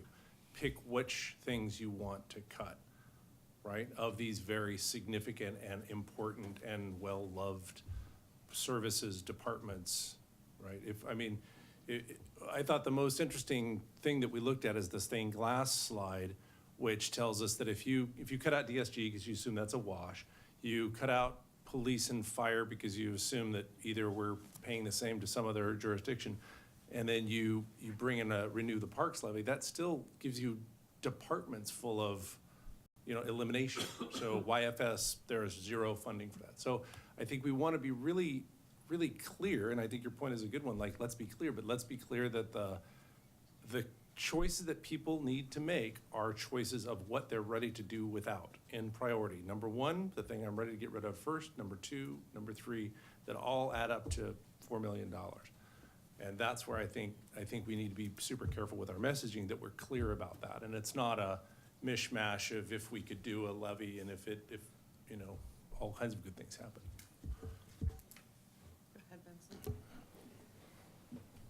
Well, first, I thought, I thought the city manager was looking for some guidance with respect to the public engagement process. And if that's one thing that she's looking for, I would think, based on the agenda bill description, I'm for this particular engagement process. There's a couple of things that I guess Councilmember Weicker said that I guess I don't want, you mentioned some things that are sacred. And this gets to the point of difficult choices. I think it's important to go to the community with all of this. I mean, in terms of the 3 strategies and what's on the table. And what, as I think as Councilmember Wiesentiner said, I think that's going to be the ultimate decision. What can I live without? And so, but I think we have to put it all out there. There is nothing sacred. That was part of the mantra that we had. And that probably goes for our fire department and police department, even though I personally have reservations, but nonetheless, I think it's out there, and it's one of the biggest cost savers that is outlined in the strategies that Steve provided. So again, I want to go out with everything, engage the public, get some direction from them, and then ultimately the tough choices are going to be by the council. But I don't want to presuppose things. And I guess when I heard some of your comments, you seem to be making certain assumptions that I think, in my opinion, is left best for the public at this point. Thanks.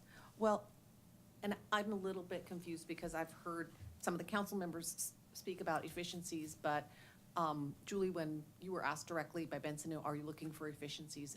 I heard you say no, not. Well, he said, am I doing an audit for every department? I'm not. Well, and I don't know That's not the what the same. resources would be to be doing an audit for every department, but I cannot go out and ask the public, what are you willing to live without, unless every single department head has at least been charged with marching orders to find efficiencies in their departments, find ways to maintain service levels while reducing costs. And if that's not happening, then. Every department head has on their work plan this fiscal sustainability plan. The other item that they have on their work plan is communications, right? To communicate to the public the services that they're getting. Right. So for sure, it is on their work plan. Okay, well, I want them to understand that the fiscal sustainability plan is not, in my view, something that's imposed either by council or by outside consultants, but it is something that has to happen organically within each department. I mean, I know Jesse's working hard to restructure Parks and Rec, but there are gonna be efficiencies gained there. You know, I don't know what the other department heads are doing. I'm not saying they're not doing it, but I just want it to be very clear and an affirmative statement, you know, from you as the CEO, that these are the marching orders to each department head. Absolutely. That it has to be a two-way street. You can go ask the public what you want, what they want to give up, but not unless there's belt tightening, demonstrable belt tightening going on in the city on its own, without waiting for, you know, imposition from external forces. But I'll jump in. We saw a list of that at the mini planning session. So every department had submitted their reductions, and I think, was it a 10% across each department? Is that, anyway. There's a difference between reductions, cuts, and efficiencies, though. I mean, Okay, in there my were, view. so I run budgets, I get the difference in the language. There were reductions that we were presented at the mini planning session by department. So if you're looking for something, are you looking for more than that? The mini planning session, you mean I wasn't there. Well, the one that we just had. Oh, the February one? Those were just cuts. Those were just cuts. That wasn't, look, I feel like I can combine this work into this other person's job duties, and it can be accomplished by a single person instead of, or by 1.5 people, and we can repurpose, you know, this is how we're gonna stop spending money. We're gonna delay spending this money because this doesn't have to be replaced. Look, I don't know. I don't run the departments, but I just didn't hear any of that. I just heard, okay, well, we'll just fire 2 people. Yeah, I think. Let me just back away from this. We're not going to get anywhere. What I've heard, though, is from Wendy. Wendy's looking for some better communication about efficiencies and efficiencies that have been gained and realized. They may have come to us by way of making cuts, attrition, reorgs, moving people around out of need, not so much out of want. I'm hearing the same thing from Lisa. Dave, you certainly have had this idea in the past. You know, I think what the question is there a place in the path forward, especially in the public engagement process, to have a placeholder efficiency target? Call it, you know, a percentage target of efficiency against the general fund, that in this public engagement process, the public has opportunities to contribute toward ideas of efficiencies, things that they see as how we could deliver the same level of service at a lesser cost, right? I mean, that's the way I'm defining efficiency, not saying one less police officer equals reduction in cost, but doesn't affect service. It does. So if the council has the inclination and you want to have some sort of program that would memorialize these things in terms of a ledger and accounting for them, showing them, because it's tough. We don't do it. We haven't done a great job as a city. We've had people in Parks and Rec at the community center that have left due to attrition. We've moved people from Luther Burbank to fill their seats in the community center, and it's cut a head count. It's generated an efficiency, but we have not accounted for it. With a more formal program, call it a pilot program, that looked for a percent against the general fund, maybe we could do that. I'm not sure we're going to wrestle that to the ground tonight, but, you know, if you're open to it, maybe we put that on our follow-up list of items that we've got tonight to discuss, bring it back to the council. I'm hearing that there's interest in that. I don't know if you want to do a thumbs up or thumbs down. Let's do it. So support some sort of formalized program of efficiencies, cost reductions that doesn't equal cuts, but, okay. So. I'm asking for Joe to speak. So, I'm all in favor of efficiency, and that is something that, I mean, Julie, I'll say very clearly here, you were asked a question, you answered the question, but your answer came off confusingly, because you were asked, are you doing audits in all your departments? And essentially it was, are you doing efficiency audits? And you said we're not, but it sounded like we're not doing efficiency work. That was clearly, to my mind, not your intent. We're $2.6 million into cutting budgets here, and to suggest that our department heads aren't looking under every rock for places where they can find savings is a bit absurd. And so I don't want you to be painted with the idea that your staff are not doing hard work in that respect. And whether it is driven by a budget reduction, or whether it's driven by staff has left, or whether it's driven by we can save money here, it all folds into the same thing, which is trying to deliver services to our community as best we can, and with the resources that we have available, and with a changing set of resources that we have available. So I hope no one will go away with the idea that you're not seeking efficiencies and putting through lots of changes in the organization to try and achieve those. I don't know what this thumbs up exactly is, and I don't want it to be construed to suggest, oh, you're not doing that, therefore go do that, and somehow we will achieve something new. If it is carry on with what you've been doing and articulate that back to us, or continue to articulate that back to us, I'll give it a thumbs up. But if it's a suggestion that you haven't been doing it and there's something new to be done, I'm a thumbs down on that. So I think it's a misinterpretation. And so of where I'll we are. just add to that, it's that, and find a place in the public engagement for the public to contribute to that as well, right? So it's all the things that you've done, that you're doing in 19, finding a place, a home to ledger that, to memorialize those efficiencies that have been found, that will be found. And then in the engagement process, I'd like to see the public have an avenue to contribute to that from an idea perspective. And I think public engagement, sooner rather than later, I sent an email and circulated it to some council that I understand the difficulty of public engagement on an in-person basis in the summer, but if there's something we could do to just get people focused on this, some sort of a town hall or meeting in the May-June timeframe before everybody goes on summer mental break, I think that would be good, because these things don't happen instantly or overnight, and it is, I think, good to just kind of try to light the fire and get people thinking about it. So, but other than that, I think the engagement process you've laid out is good. Dave? And I would add, if we could look at revenue enhancements, whatever our general public might be interested in terms of utility taxes or a micro levy or a general levy, like what are the tools they would want us to use to bring back some of those services beyond efficiencies and cuts? Dave? Yeah, and just to go back to this whole idea of a place for the public to contribute on some efficiencies. I support the idea because I think it's this. I think Steve has done a great job to sort of delineate all the possible options for major areas of cost reduction. Perfect. And that's mostly what the public engagement's going to be on. You're going to have to live without a whole bunch of this, so prioritize them for us. Thank you very much. We'll go and eliminate them 1, 2, 3. What I think this idea does is it puts a little box around an area where people can say, I didn't see my idea on Steve's list, or it hasn't been promoted by a department head or by Julie.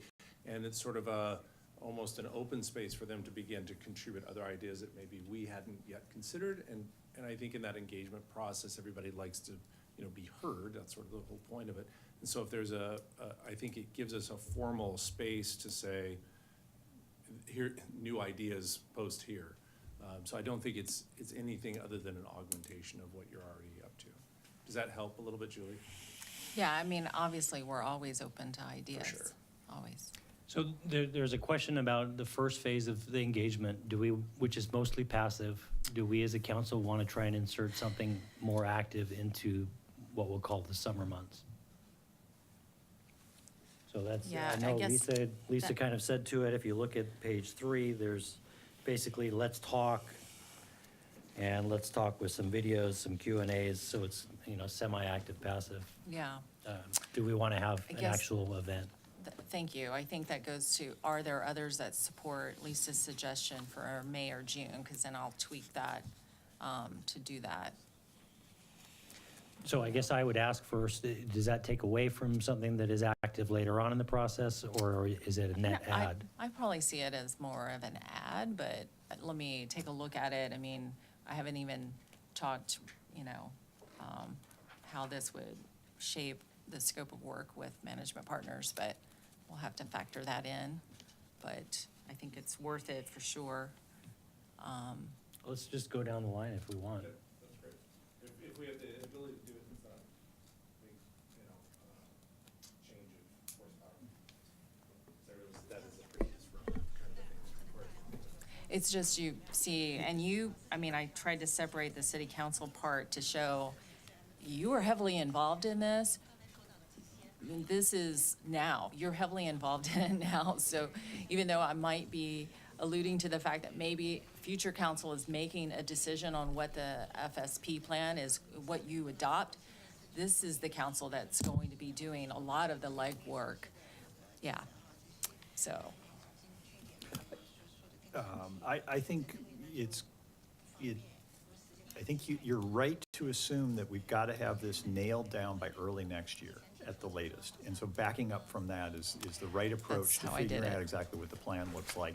I'm not terribly enthusiastic about putting something into the summer I agree with the idea that people do sort of disappear. And so you're best off to have a thoughtful engagement process that makes sure it's on the timeline that gets you where you need to go. The one other thing, a little bit, my own baby that I'll offer is this idea of allowing citizens to do some sort of a what-if analysis, which Chip and I have worked on that before, but a lot of ideas here that could potentially be built into something like that, that allow people to do their own playing around and say, I like this Yes. kind of scenario. And so I just put that out there. as a- I actually love that idea for this one, which I didn't before. I'd love to support that idea, if it's possible to put a calculator on there where you gamify us down to 0, right? And I think Yeah. I think when you have to close a fire station, I think you go, holy crap, this is the real deal. We actually give people Thank you. play money, monopoly money, and say, here's the choices that you need to make. You have a finite amount. What are you gonna spend it on? In this case, what are you going to reduce, or what are you going to try to save? Yeah, well, and Bruce had a good model that did that, and so I support that. I'll say I would like to see an active engagement, but I would like to see it before school breaks up, if we're gonna do it. If we're not, then I'm fine with the passive, so that gets So us. it has to be more May, really, is And- what we're well, looking school's at. gonna go all the way to the end of June, Because of the snow. because of the snow days. Yeah, I'm just gonna say, if we can do it before school breaks, yes, otherwise I would just stick with the passive stuff. okay. Your calendar was tough. Conceptually, I'm in favor of it. I guess I'd be curious to know what you envision this public hearing or public meeting would look like. Is it going to be basically Steve doing pretty much what he did right now? Right, it'd be very much like that. I mean, we'd probably need to condense it. Yeah, right, condense it. Boy, the public attention or, anyone's, but really talk through that and really allow the public to ask questions, because I think there are, and that's how I envision the traditional town hall, very much like he's presenting and engaging the public around questions and that sort of thing. Okay. I mean, I would support it. I guess I know that, I think in the budget that I recall, we only had it for one engagement, one public engagement process, I think. But obviously, there may we'll be a have budget. to- Yeah, I'm hoping it's not a huge And obviously, he budget. wanted to have you adopt the FSP sooner so he could be done, and he's done, but. Me? Yeah. No. But I Whatever had to. pace you need to go at. But he's been great about if we need to really take our time on this, then we should take our time on this. Let's get this right. All right, Lisa, you're a thumbs up, I assume? Yeah, I'm actually kind of in your camp, which is if it can't happen before, 4th of July sort of thing, then let's not do it, but let's try to do something for Wendy? I don't think it needs to happen in May, given that we aren't even going to have our financial updates till May 7th and 21st. So I'd love to know what the actuals are before we start talking about all of this. And I think people start checking out in June. My kid's graduating June 11th. I don't care when school ends. He's done on June 11th. So, I think it's June and too. people have vacations planned. I don't think you're getting any traction after June 15th. So I think passive for this complicated work and the messaging we need to get right for the communications. Otherwise, it just feels like a quagmire of data and projects and programs and staff. And I think we're still struggling to get our heads around it, honestly. So I think it's a little premature. And let's not forget, you are still going to address the YFS. I mean, you still have a lot of work you're doing. I feel like I don't want you to think, oh, you're putting this off. You're not. You have a lot of work to do, Well, and even staff even has a the lot of short work, term. too. Exactly. I want to follow up on exactly. Bruce's point and say, this is great information, but what's the reality check with the people doing the work on the ground? Well, and Bruce started off by saying, hey, I'd like to understand then what's the plan for this? And I think that is a good point, because I haven't had the chance to talk to our team to say, okay, what do you think of this? And what could we do? Are there things that are being recommended that we could start on? And so therefore, I'd bring you something to say, well, these are things we think we can do. Let it get, authorize me to go do those things. I haven't even had that chance to talk to them about that. Do you want me to do that? I mean, Let me just say, more importantly than are there things I could go start on is, are there things that Steve's missed something that makes them virtually impossible to do? A for very good instance? point. That I really want to know, because I don't want to be asking the public about it and getting their feedback that they love it, and then have staff say, wait a second, we can't, we could do something, but it's not going to look like Well, that. and Or I it's know not going to you're achieve that kind of savings, because then we've sort of put a false, straw man out. and I in front of the think public. there are some strong opinions on the staff about the challenge of some of these, for sure. So I think we had originally one idea of having June 4th penciled in as coming back to talk about this some more, just to lead up to your mid-year planning session. We could do that, or just save some of this, give us, the staff, some time to do some of the legwork here, and save this for your mid-year session. Some of the deeper dive on what is really accomplishable. I mean, that's one idea. And then, in the meantime, we can start identifying what efficiencies, clearly articulate what efficiencies have we actually implemented, which we have, and we can do that too in that time period. So you'd be giving me, a couple of months to get that work together, if you're okay with that. This is a little different than I had envisioned initially, so does that make sense? Like, give me time to go back to the staff and say, are there items here that make sense, especially some around the service delivery changes, and which ones would we advise the council are a little more challenging? And then, of course, start working with the staff on identifying the efficiencies. And bring that back to you by your mid-year planning session. I'm fine with that. I think I have like 7 or 8 hours with you for that. Lucky you. Yeah.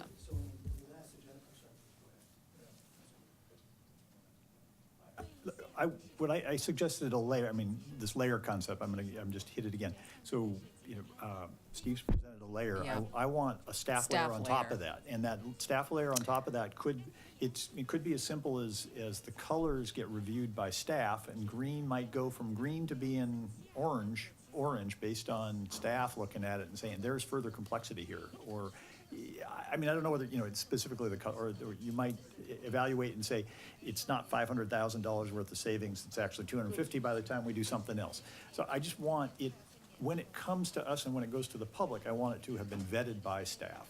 That's what I'm asking for. Yes, and I guess I'm saying, and I haven't done that, so I think that. Exactly. And that's why I'm saying, yes, in If my you're opinion, okay, yes, take we'll the do time to that. do that so that what we're getting, what we're presenting to the public has both the benefit of Okay. Steve and the public. And if that's June, fine. If it's sooner, fine. Okay. Yeah, that, again, 1 of 7. So.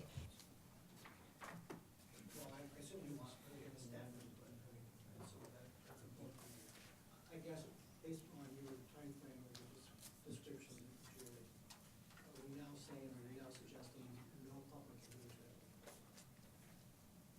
prior to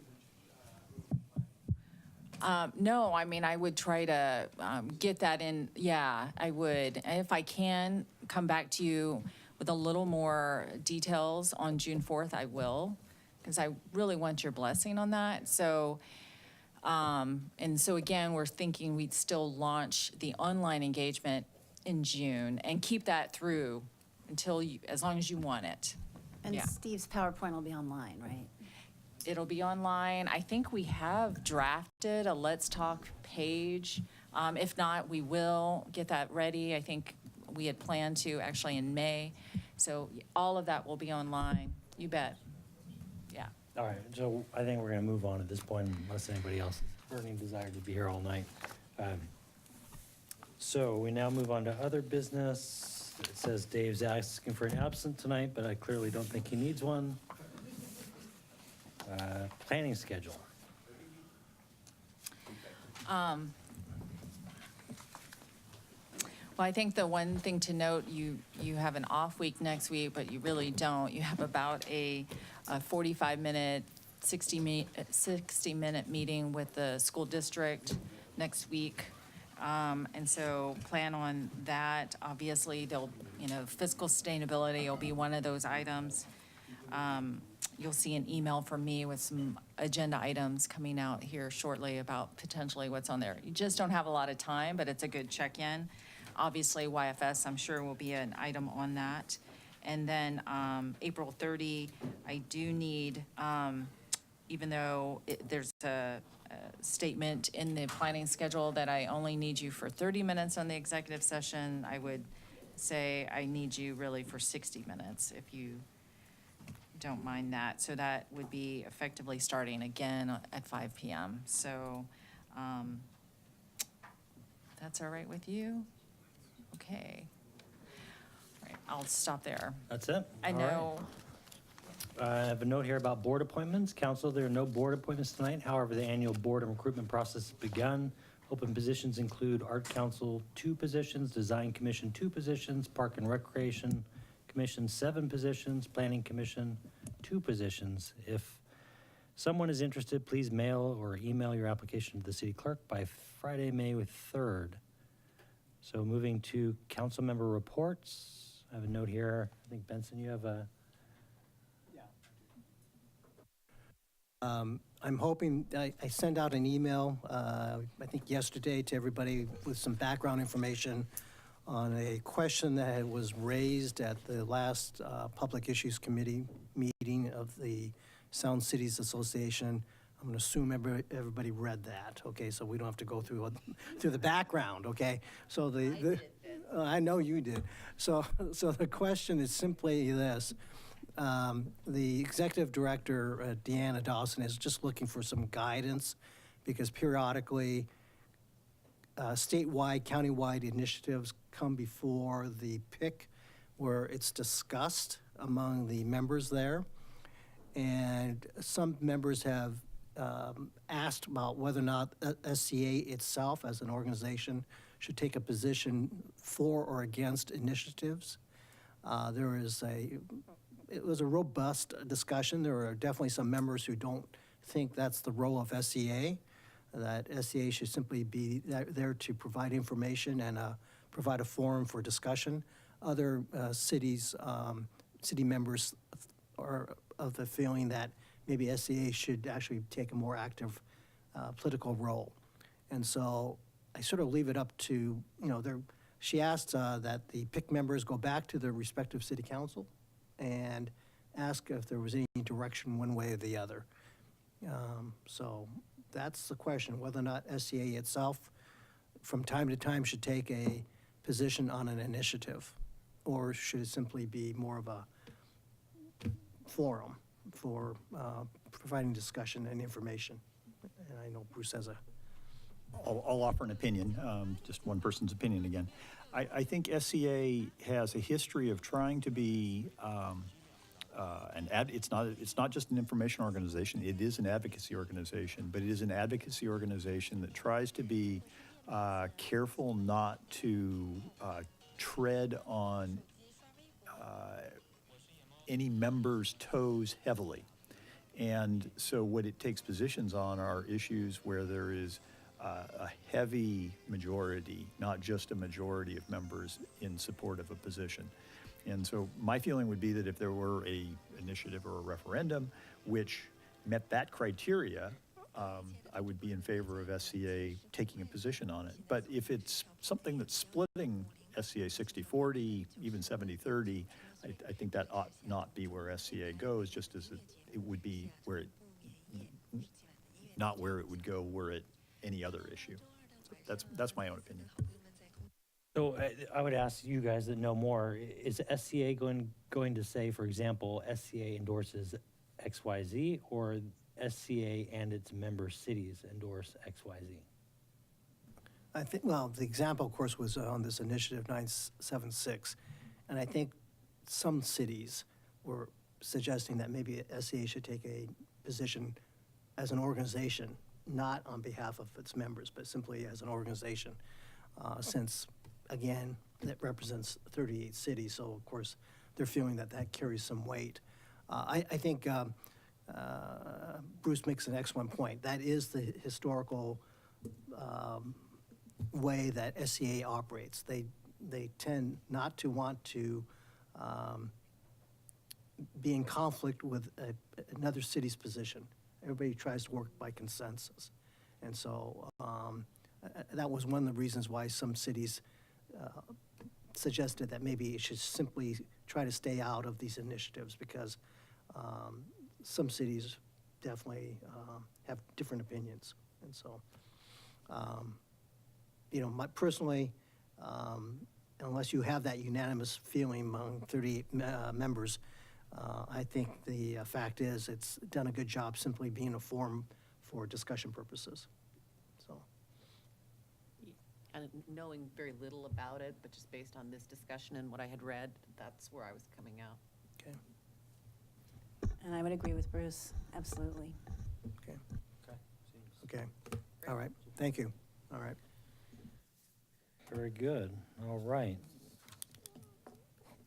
So, moving on to executive session. The city council will now recess into executive session to discuss planning or adopting the strategy or position to be taken by governing body during the course of any collective bargaining while in progress pursuant to RCW 42.30.140-4A for approximately 30 minutes.